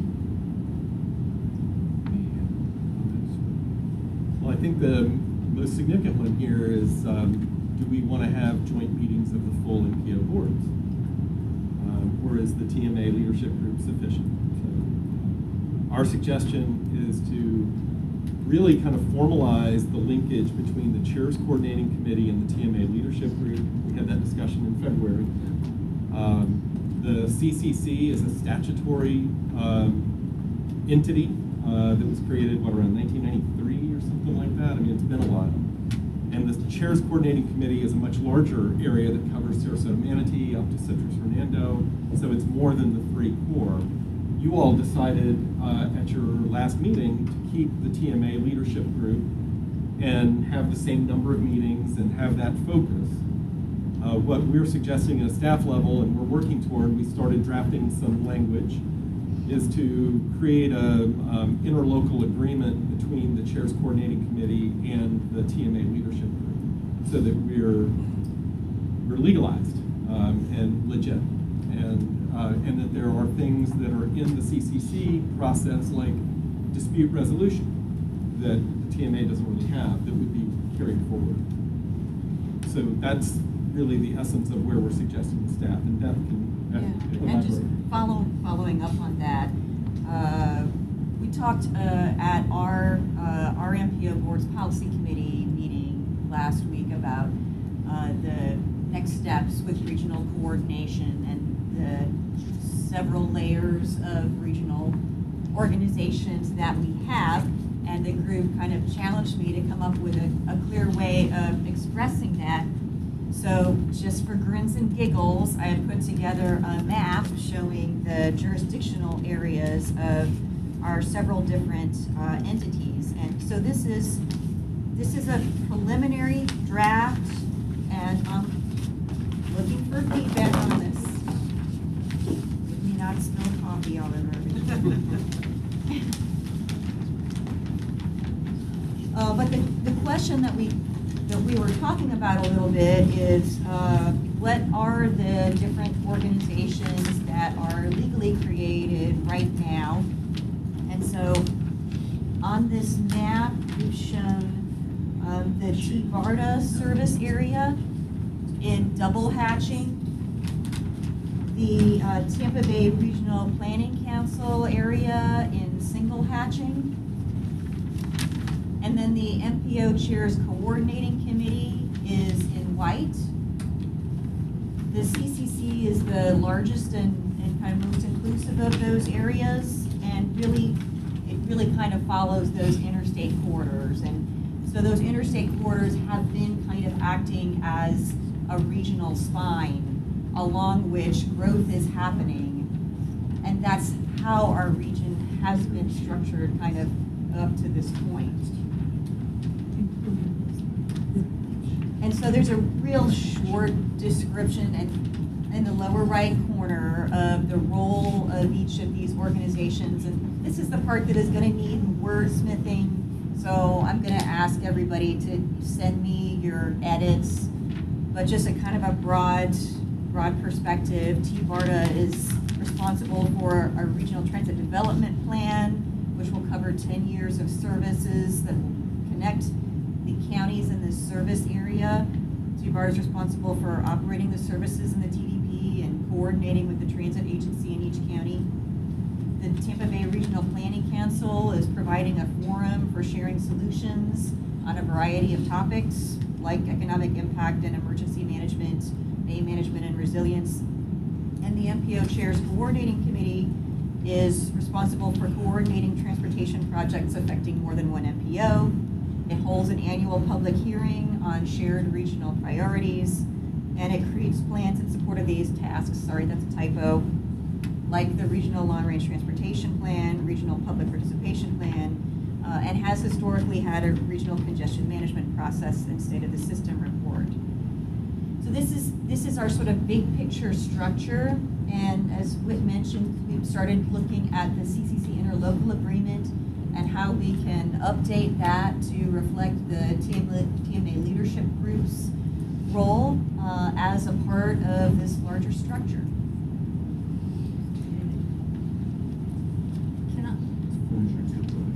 The legend as described is what you're saying is now. Yeah.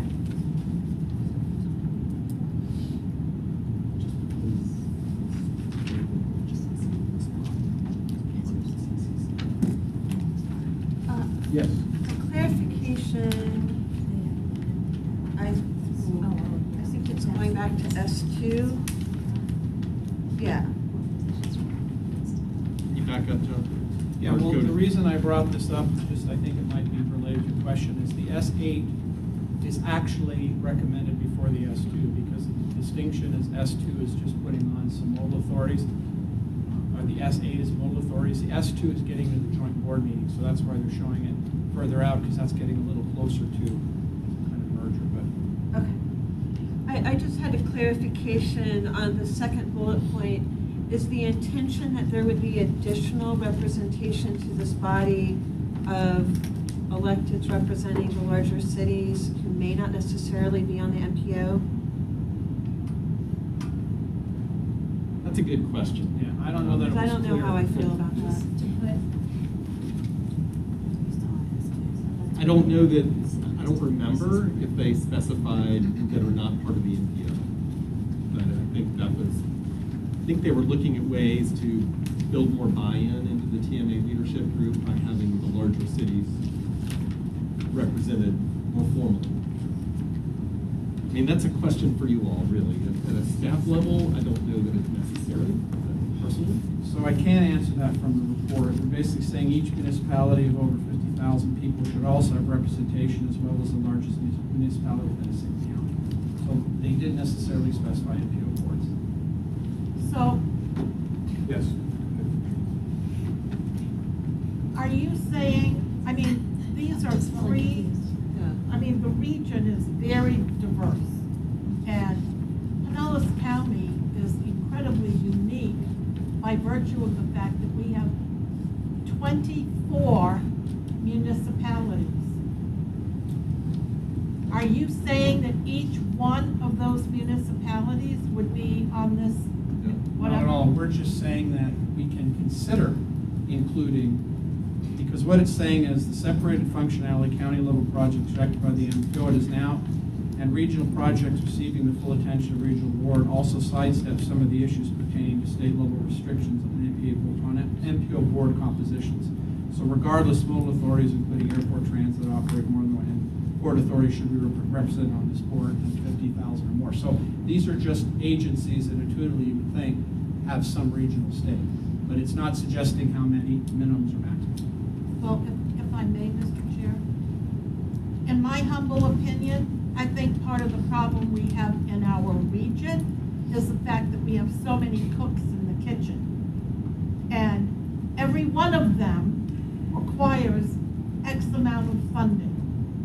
And the resources are finite, but the needs are enormous. And to me, we have just created over and over again entities that have some say in our transportation solutions. Yeah. And that is part of our problem, in my mind. Sure. I think we have too many kitchens. Yeah, I agree with that too. Maybe Thank not you. the right cooks, I don't know. For sure, Kim. Well, I'm actually not sure what this says, honestly, but I would say, I'm trying to understand, but I would say, I've considered, I mean, I can't believe how over-bureaucratized we are. Yes. In comparison to our lack of resources. Hillsborough County, once hopefully the lawsuit ends, we'll finally have, at least in terms of, well, in transit and transportation resources in Hillsborough County. But I think I reject the notion that it wasn't, I just put it out. One thing is, when I hear regional, I just connect that with interstates, because that's, any regional committee I've been on, that's pretty much all that's talked about, is a focus on interstates when there's so much more.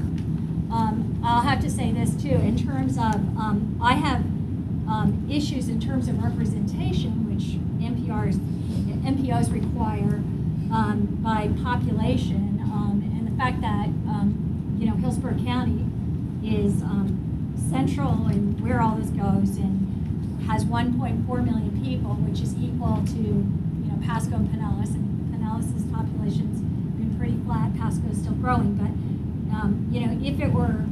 if there was something like this, because we have only 3 jurisdictions and 2 of them are smaller, we would be suffer from a lack of representation, actually. So I'm not sure what's being recommended. I would just like to say I think there are too many kitchens or with no resources, and I don't think it's that we don't agree on projects or what that's been the problem. I mean, we have a Hillsborough County Senate President now who's recommending investing all these resources through the wilderness to build roads. I don't get it, but and not in the urban areas where 80% of the economic the gross domestic product is in Florida. Investing in the areas where we both need these. I also am very concerned about the incredible focus on just the interstates when we have FDOT that does a very good job of already advocating for those. And when I look at a lot of the problems in Hillsborough County, very much so, and I think that is probably true in Pinellas, but I won't speak for Pinellas, I don't pretend to know other areas our arterial roads are so much, you can build the interstates and widen them and do whatever you want, and then all the cars drop onto the arterial roads and local roads, and you have huge issues there, and I really do not want our focus to travel from there, because it is, we are just piling on people in Hillsborough County and transportation and traffic issues. This is big picture what I'm saying, but when I in my 2 years of discovery of all the different groups and all the different jurisdictions and all the different, I found it kind of amazing that, like for instance, Manatee is part of T-BARTA, but Manatee and Sarasota, which makes sense to me, are merged MPOs, but Sarasota is not part of T-BARTA. So it's like, and if you look at true travel patterns, and from what I can tell, like Hillsborough has very strong connections to Polk, but yet, like, none of this barely connects us to Polk, in terms of what we do. And we never talk about, I never see us talking about any connections. Like, we have a very significant, as you know, Councilman Vera, significant issue between Pasco and Hillsborough with a road up there that is a continual burning problem, but that's nothing that's discussed here. So I'm just throwing out all that. I agree there's too many kitchens, and I'm not sure what this means, but I would like to see us, I think our over-bureaucratized, what all these meetings and all this discussion on so little part of the network has interfered, actually. I really think it has bogged down our ability to move forward on the kinds of things that we need to move forward and focus on. So I'll just throw that out there as a general overview, because I'm not sure I can speak so specifically to this. Thank you, Chair. I think what's important is, I hate to use the word bureaucracy, but you did, so I think what we have the opportunity here to do is to create our own bureaucracy, for lack of a better word, because I would rather us do it voluntarily on our own than have the feds push it on us. And I think that's really what the point here is. And I just, you do know, though, that when when you say the feds, because that's the NPO, is under, is Yes, a I don't need to federal. listen on it. You know, federal legislation that's going to force us to merge. Right, but do you understand though that that federal legislation existed at one time and was overwhelmingly, at the beginning of the Trump administration, by Democrats, Republicans, overwhelmingly repealed. So I don't think that's there, and I think if that bridge comes and we cross it, and I don't think, and most of them, you know, obviously most of Congress thought it was a bad idea. It's one of the few things that they pushed through it together, unified, to say no during the Trump administration. So, you know, I don't think that we should be responding to that.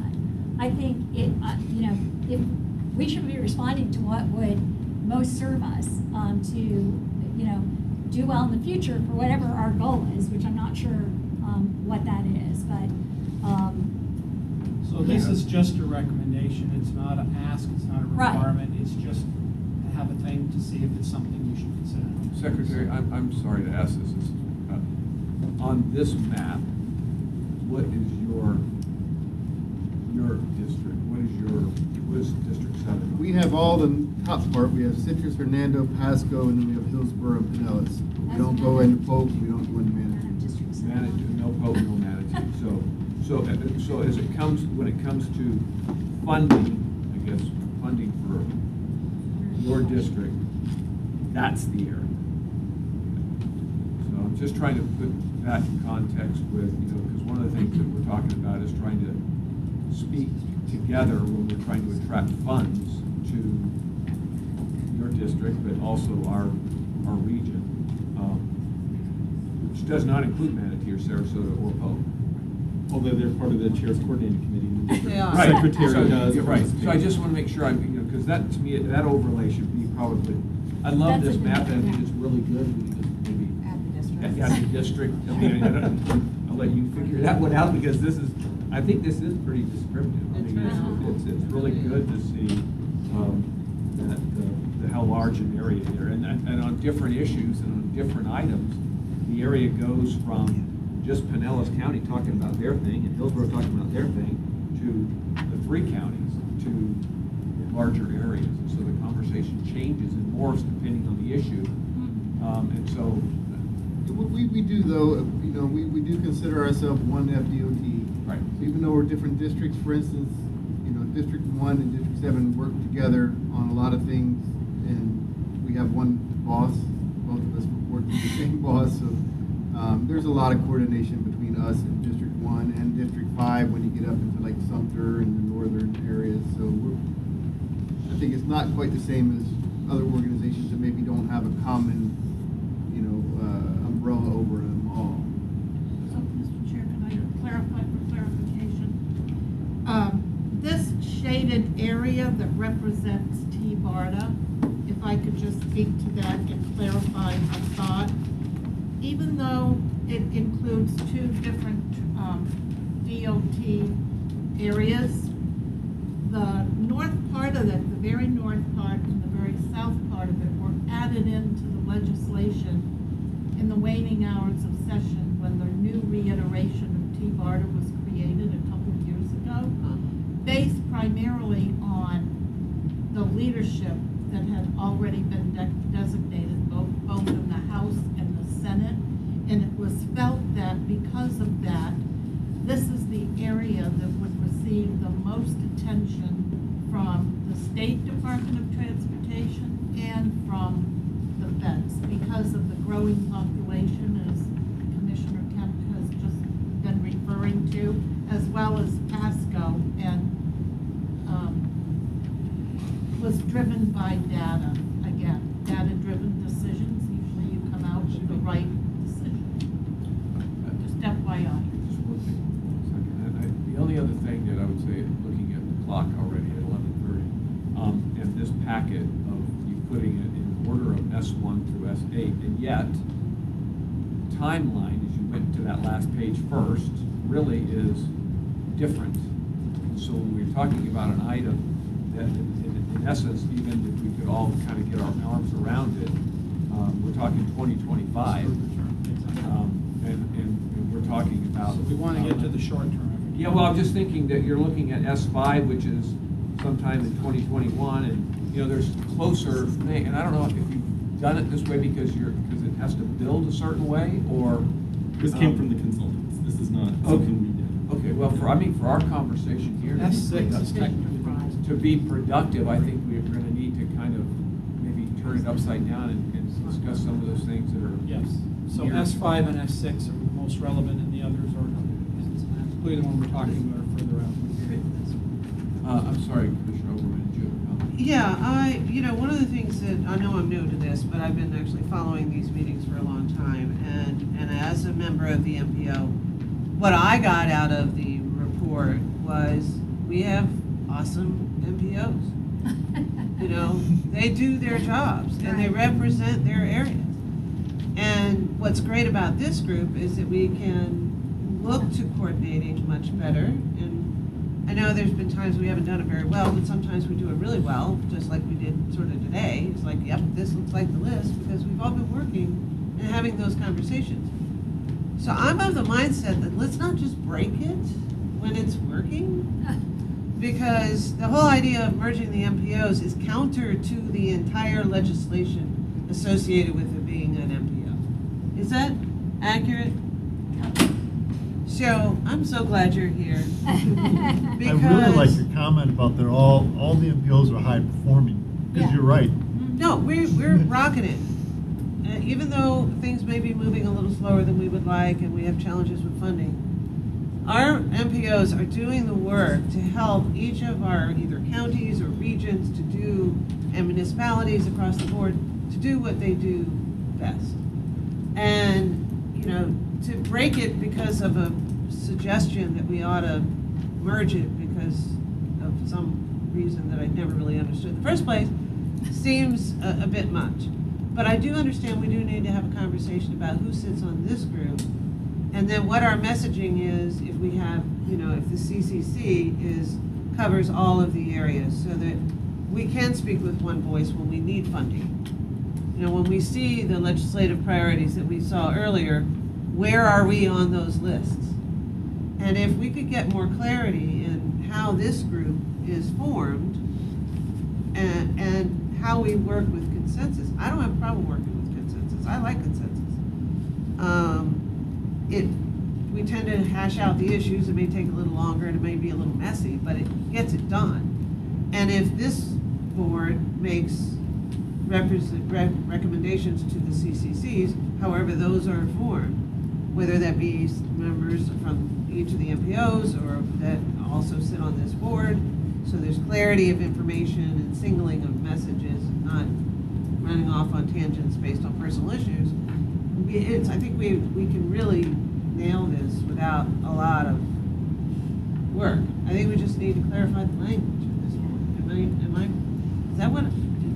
That's where we are. We just need to have the language on how we set who's here and then who reports to CCC, so that we can have a common message, so that when we go to Tallahassee or to Washington, we have a priority list that we can all live with. Is that what we're trying to do?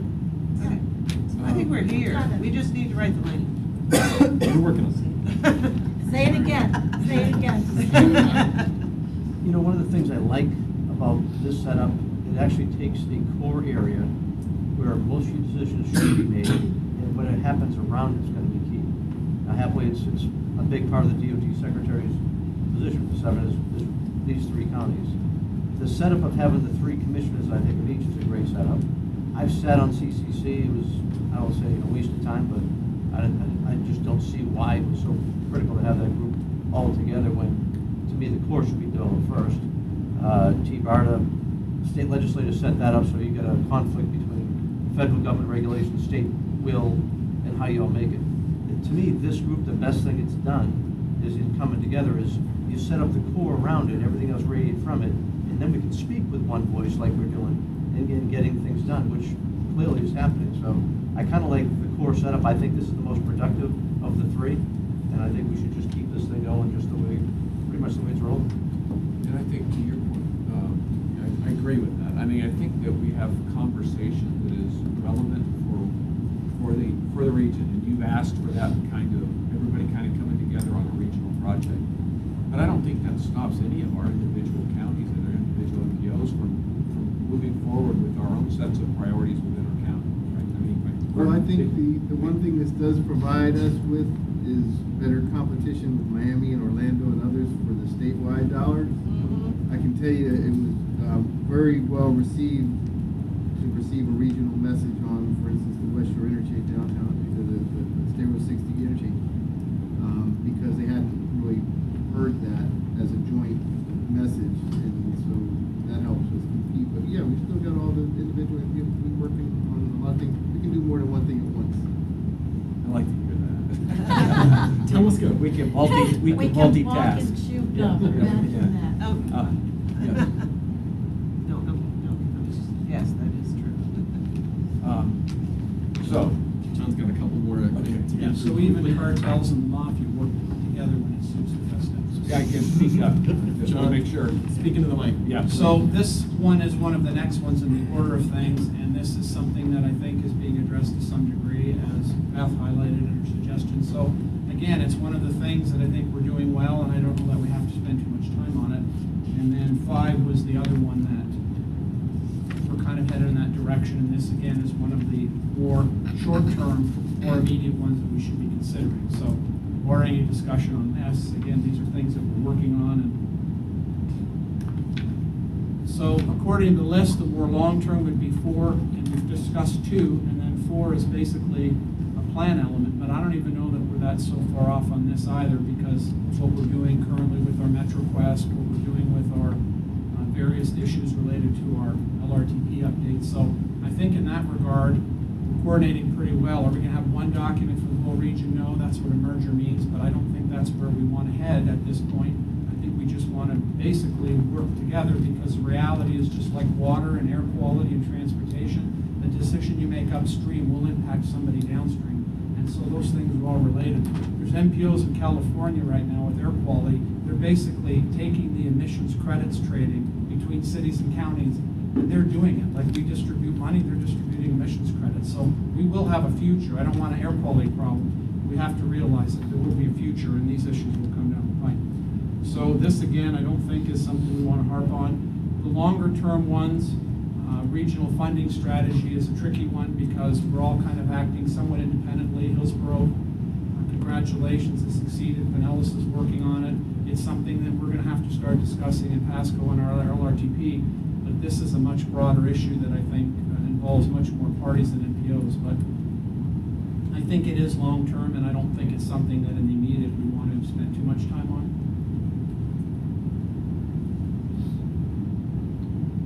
And then I think the only other S3, the coordination with state leadership, is an interesting one. We've discussed it as well.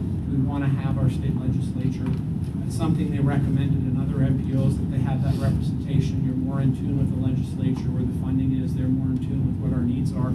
So that's something you may be more interested in discussing, because it is something that I know you all have a keen interest in being involved in, and are actively involved anyways. I do want to say something about this. There was a recent meeting of the Tampa Bay area legislative delegation, and there wasn't a whole lot of notice about that meeting, maybe a day or two in advance. Right. And there was a lot of discussion at that meeting about the dysfunction of our MPOs and dysfunction of our region. And it's unfortunate to hear that and not be in the room. And so I followed up with a letter and clearly tried to articulate what the parties were, at least in Pinellas County, to our Pinellas legislative delegation members. I think there's a real disconnect, frankly, between what we do and what the legislature thinks we do. And Carl, you alluded to that in your presentation. It's a constant level of communication.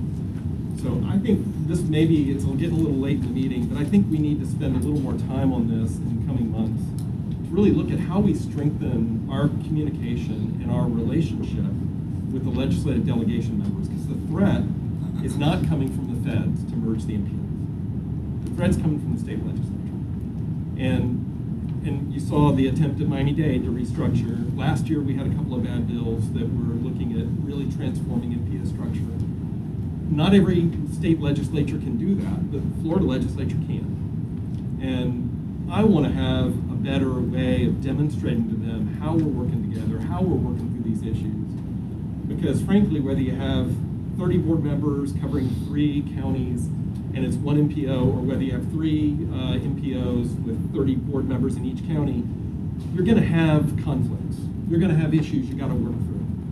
And there's no magic pill to solve that problem other than good communication. But what was suggested, if I remember right, was some of the other states that they looked at had legislative delegation members who were functioning members of the MPO. We can't really do that here because of Sunshine Law, but I think what we could do is maybe figure out a way to more formally present what we're doing to the Bay Area legislative delegation, and not having it be a fiefdom of one entity. And I don't know how we do that, but I think that's a conversation that we should have. Got an idea for that. And I think you're on the money. I think somehow we got to get the Bay Area delegation more involved with us, not just like last second, okay, what are we going to push forward? What are we going to do? So maybe between the June 7th meeting, September meeting, that would be the time to ask for that meeting. So, you know, after the session, before the committee week started, I mean, well in time that they can actually look and study it. So I think if our staffs kind of looked out and try to make that happen, adjust these meetings if we need to, because we don't need to have all of them, because our main thing is getting them on board. You guys can kind of figure out with our delegation, what's a good time to meet. Let's try to schedule it. One of these dates work, then, you know, that's great. But I think that would be a great asset, because now they can hear from us, and they'll see, number one, our great staffs, our great coordination, and the fact that we have a great dialogue pushing these things through. I think it'd be a great way to go. And our great board.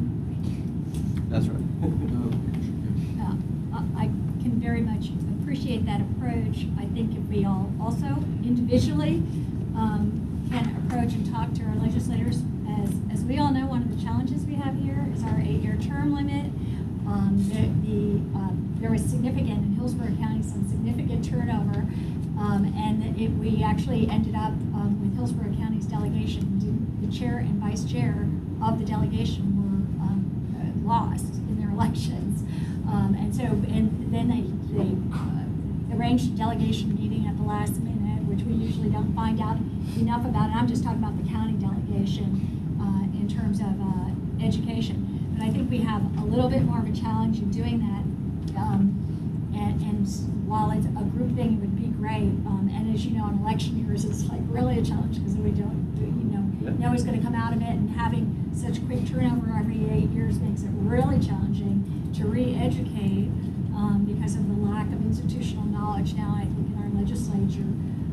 And I think that is part of the reason that they can be so easily convinced of something when a negative thing goes out or somebody's working very hard to create that impression that may not be reality. It's difficult to overturn that, but I think that's good suggestions, and also be vigilant and individually try to educate also.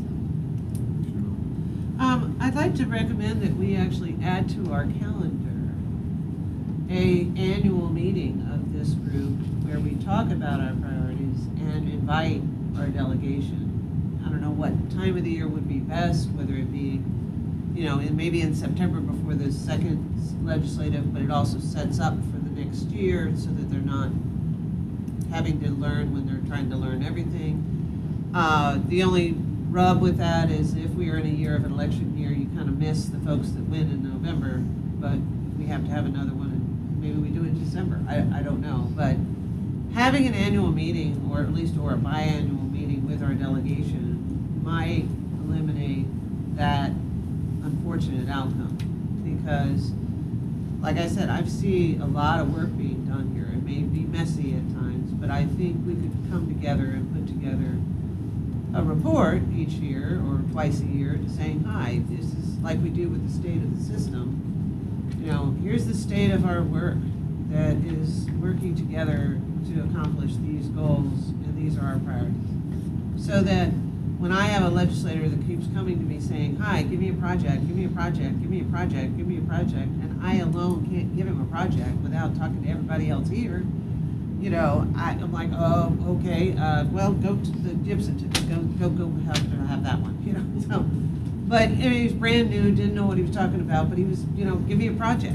And so I think we can benefit by either adding to our calendar, maybe a biannual legislative delegation meeting or something, since we don't always know when they're going to schedule their respective delegations. And we invite our regional delegation to come so that we can speak with to our delegation with the one voice that we'd like to present. To follow up, I think you guys are bringing up really good points, because let's face it, election year, you try to do that, and you're wasting your time with who you are going to talk to, and then if they're in the middle of a campaign, you're not going to get their attention anyway. I think if we try to get the next one, though, before the next committee reports go, et cetera, it's not an election year. If we can make that happen, great. If not, the later we go, probably the less effective it'll be. But I think if we try to do it even in an election year, if we try to pick and make it like an annual thing, we pick one of the delegation meetings that they have somewhere, because they usually start later in the day. No, ours was all day. Is it all day? Yeah. Maybe if we try to pick a day of one of the other ones and have like an hour or two, maybe that can work to try to keep it in, and just do it beforehand. And like I said, we've got to pick the location where it's not a full day presentation. Maybe something like that works, or if it's post the meeting, if we have a little meeting. I don't know. You're talking about area delegation meetings, or when they have their individual delegation? Where the Bay Area delegation meets at one of the locations, so they do them all over, pick one of those and try to make one of those work.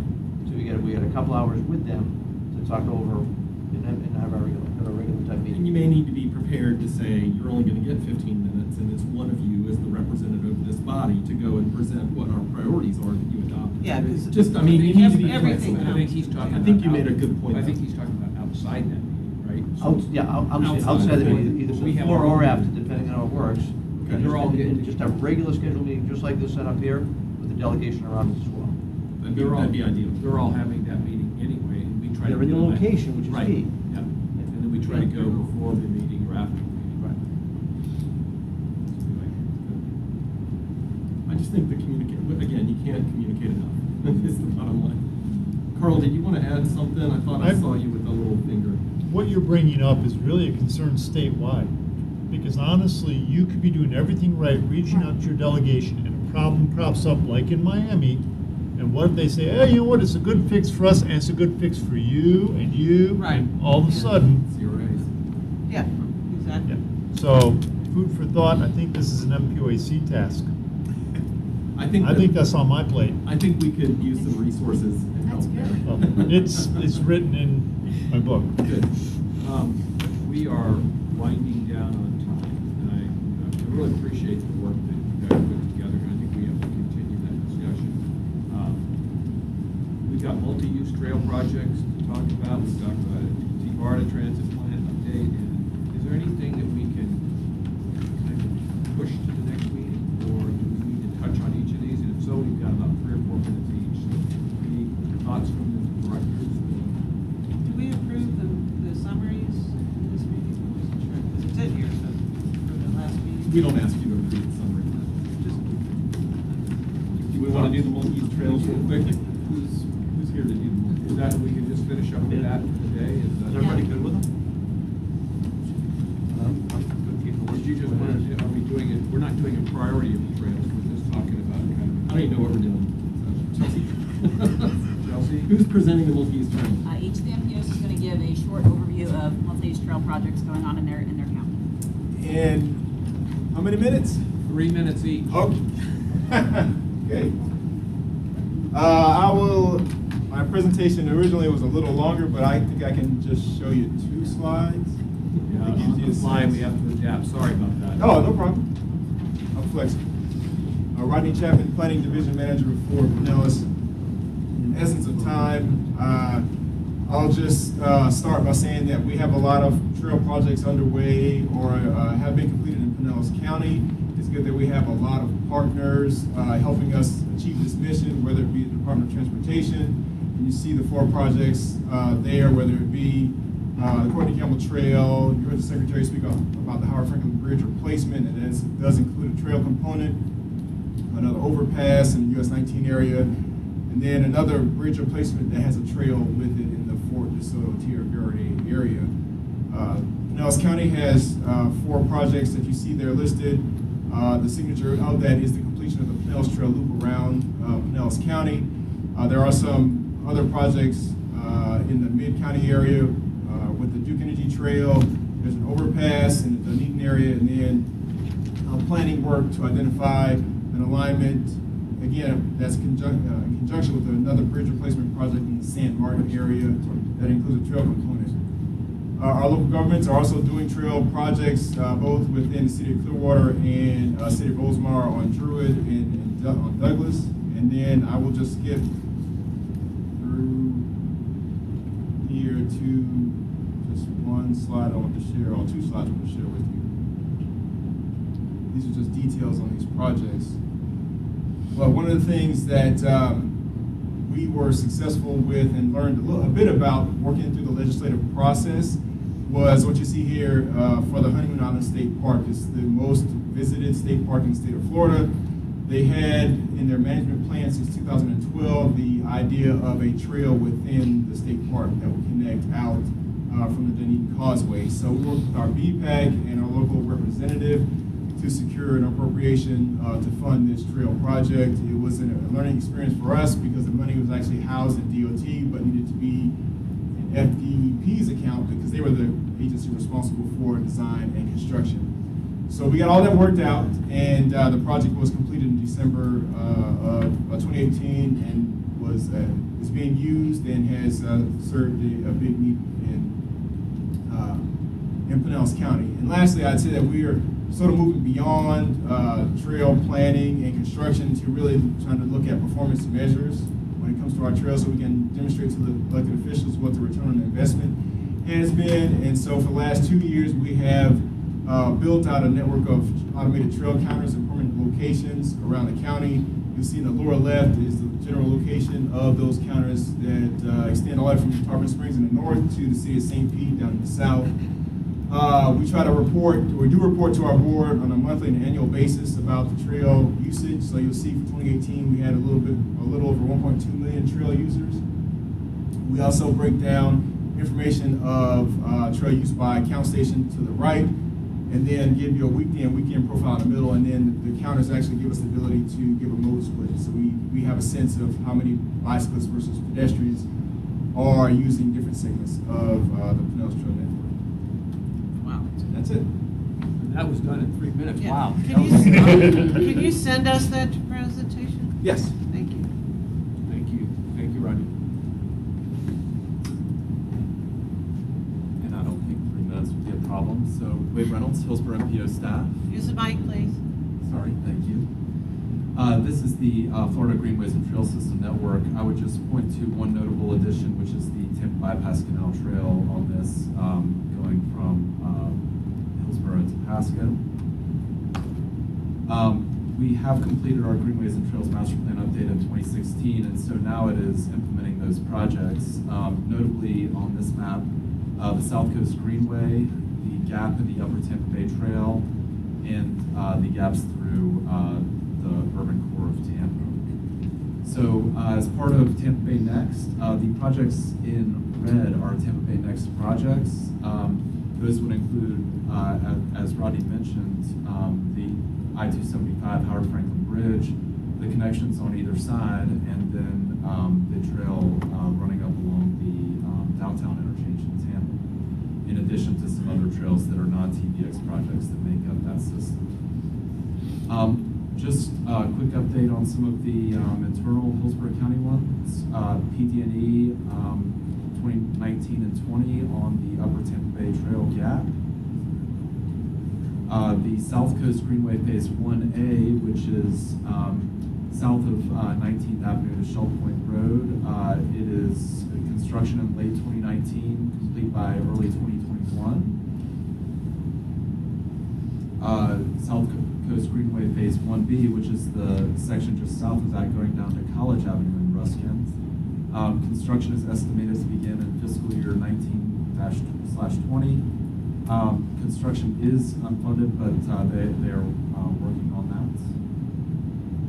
And then the connection between over to US 301 from west of I-75 on 19th Avenue. That is part of a roadway expansion project, but it is PD&E has been funded, so Hillsborough County is moving forward with that. And then just a couple of little additional status updates. US 301, FDOT continues to work on that, which will include a multi-use trail going down towards Manatee County. I have already covered most of this, except for there is an overpass on Big Bend Road as part of Phase 3. And Phase 4 will require coordination with the Alafaya River Bridge. But the PG&E is looking at that, and the bridge is funded for rehab funds. The Tampa Bypass Canal phases 1 through 3 are funded, $750,000 for PG&E, and then we'll be teeing up those projects for design and construction. So, yes, if you all have That was a rapid fire too. Any quick questions there? Thank you. Appreciate it. All right. Ross came on his bike today, otherwise he would have been driving. Thank you. I'll be really brief. Ross Kaplan, Pasco and Theo. We have one project that we were recommending for the regional multi-use trail list. That's the Orange Belt Trail that runs from the Elfers Trinity area diagonally across the county to the Dade City area, connecting to the Withlacoochee State Trail. We also link to the Pinellas Trail and the Suncoast Trail, and be a pretty extensive improvement to the regional system. We're in the process of upgrading our street design standards to get the bike and pedestrian facilities right with new construction, and we're looking to better link the local street network where it exists, where we have a reasonable street grid to improve bike and pedestrian conditions through the county. And I'll yield the rest of my time. Okay, thank you, appreciate it. And really just wrapping up here, the T-BART, we're going to push that because I think Commissioner Long said we're good with not addressing that. Yeah, we didn't have a meeting this month for T-BART, so stay tuned for next month. Okay, we'll give you a little more time. And then, Beth, did you have something? Yes, just really briefly, looking at environmental mitigation strategies is something that's required for all of our long-range transportation plans. And since it involves a lot of state agencies, we thought that we would just do that together so that we wouldn't have to go around and visit all of us separately. So we are going to be holding a joint workshop on June 21st at Brooker Creek Preserve. Our staff is working on getting GIS data together, so that'll be a productive meeting. So if you'd like more information, let me know. Do we make, this is my first meeting, do we make motions at the end? May we? Motions for... Like to bring up a new topic? Yeah, we're going to just do that right now. And so the next meeting will be up in Pasco County. Looks like, what is it, June 7th? And location might be changed, just in case any of you are planning. To be determined on the location. Oh, okay. Give us enough time. And any, before we wrap up, because they did so quickly, we had a couple of extra minutes here to talk about, yes. And thank you, sir. Yeah. And it's a pleasure to be here. It's my first meeting, and I wanted to thank everybody.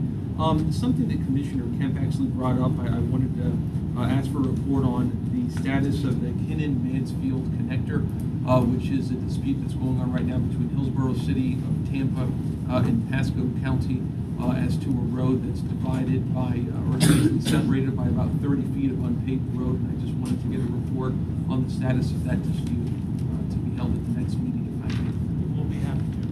Thank you. Thank you. Anything else that, yes? Real quick, if I could, when you talked about the legislators, I just wanted to bring up one item that we've been talking to the legislators about ourselves, but it's a little different this year than in past years. Some of you may know when it comes to earmarks, earmarks are not new money. They're money that come out of our budget. This year, there seems to be a lot of earmarks that are being put out there. I don't know if they'll make it to the final budget, but one thing that a lot of people don't realize is that when an earmark goes in, if it's vetoed or if it's not vetoed, the budget goes away. And so we have to find ways to plug those holes. In the past, what's happened is that we've had reserves, and we've been able to find ways to move things around. Last year, with Hurricane Michael, our reserves not only got completely taken away. We actually had to do a revenue realignment this year where some projects got moved out, and some in Pinellas, I know that we had to move out because the money wasn't there anymore and we had to realign it. Plus, we got, from the revenue estimating conference, we got a reduction in outer years because they're seeing the advent of electric vehicles and more fuel efficient vehicles. This year, those reserves may not be there, and we've already been being told that we need to start preparing for, if we get a lot of earmarks that are in the budget, how are we going to cover that? We may end up having to defer projects, and the typical way that they look at that is where the earmark is, the deferments would have to most likely come from the MPO of that earmarks area. I'm not saying that that's necessarily going to happen. What I'm saying though is that the reserves in the past that were being used aren't there. So let me make sure I heard that correctly. So if somebody from Pinellas County puts an earmark in, that is either passed or not passed as part of the budget. We could stand to lose those funds for our area. Right. Or we do stand to lose. We don't, if it's vetoed, we don't lose the money, we lose the budget authority to spend that money. Well, that's pretty. Which means that it's still in a trust fund, but it's not, we don't have the authority to use that money. It would have to go to the next year. The other thing is, the other thing is that if a earmark, if you have a project that we're trying to work something out on and an earmark goes in and it's vetoed, we can't touch it for a year. Anything, we can't do anything on that project at all for a year. So it's kind of a little bit of a gamble. I don't know what the governor would do on earmarks, but yeah, whether it's vetoed, that was a surprise to me. If it's vetoed or not, you lose that budget authority either way. So, just for clarification, because I've been a little confused about this. Your suggestion would be that we, because there's been a push to be aggressive with our state legislators in terms of funding, but to never ask for any funding that's already on an FDOT plan.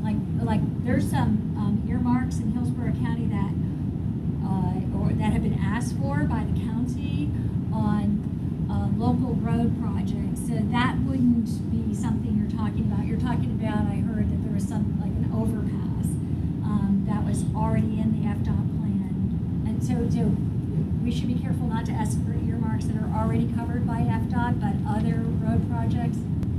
Right, if there's already, what we've been asking the legislators to do, and would ask everybody is, before an earmark is put in, hopefully we can have a discussion, is there another way we can try to make it happen without going through the earmark? Sometimes an earmark, for instance, on a local road, we can't spend state road money on a local road unless it comes to an earmark or if it's federal money. There's a few exceptions with SIGB, but for the most part, a local road, we can't fund it, but that still takes money from the work program that we've got to fill that hole. Could we possibly maybe have I know next time we get together, the session will be over, but maybe we could, I'd like to have a little more discussion about this, just to make sure that we're clear on paths that we can take without stepping on some landmines. Right. And what we can encourage or not encourage our state legislators to do or not do.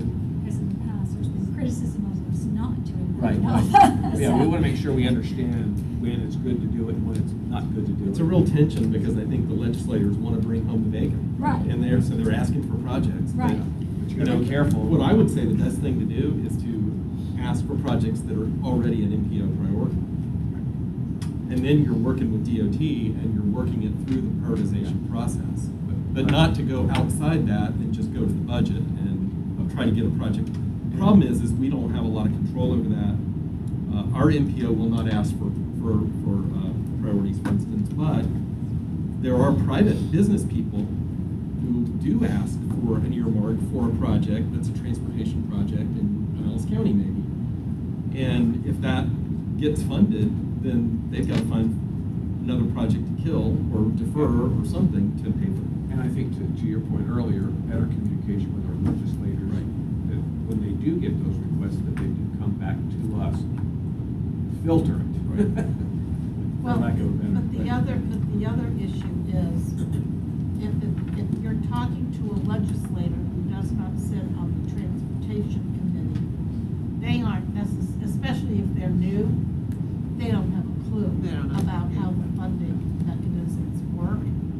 So that requires some education from the MPO staff when they're talking to new legislators to remember who it is you're talking to and what their knowledge base may or may not be. Because while their intentions are really, really good, you can really screw it up royally. And as a former legislator, I think we can all agree, transportation funding, just like education funding, it's incredibly complicated. If you're not on the committee, you're likely not going to really know the details, and the devil is always in the details. Okay, and so I really want to bring this in. I think that this conversation we need to continue. So if we can plan on doing that in June, that would be great. And then I'm sorry, I didn't mean to. That's okay. I have to wait until we do that. Anything from the director? Just want to remind everybody that, Councilmember Rice had made a request at our last meeting about a little more insight into the state transportation funding process. And I think it's a high-level overview, but the way I understand it, correct me if I'm wrong, is what funding sources are decided at the local level through the MPO-DOT collaboration here in District 7, what funding sources are decided in Tallahassee, what funding sources require local match, sort of that sort of thing. What funding sources like safety funds require that you have data-driven analysis in order to get that funding. So I think it's kind of a high-level. Yes. Where's the money and how do we get it? Can we make sure that Secretary Quinn is clear on what that request is? We'll get together, but I tell you, I learn something every day. I don't think there's any one single person who knows. Remember, you're the best. You're the best on the planet, so. Yes. So just one other idea for a future meeting. We've had a lot of discussion at this group about the CSXM rail corridors and how those might be reused. That's a topic that has come back to the HART board, and HART has asked its new CEO to reach out to CSX. And so I was wondering if the group would be interested in a discussion on that topic at a future meeting, if Ben would be interested in doing that. That'd be great. It'd be nice if we had someone from CSX, instead of that big term CSX, a person that couldn't be here. But anyway, good luck with that. Yes. I have a presentation on the dangers of earmarks. I've been going out to Florida League of Cities and presenting it. I'd be happy to take that off your plate and handle that. It's short, to the point, and not undermines. Hear that? I didn't say anything wrong, right? Pardon? Everything in your presentation and what I said. They hurt, yeah, no, you got it, but they hurt you. So we'll see you in June? We'll see you. I'd love to. That'd be great. I'd love to you're here, so keep coming back. Anything else, finally? Okay, then we'll see everybody back here, or not here, in Pasco someplace to be determined on June 7th. Thank you. Thank you very much. See you, thanks. Yeah, I just. I thought about it, and I was trying to remember.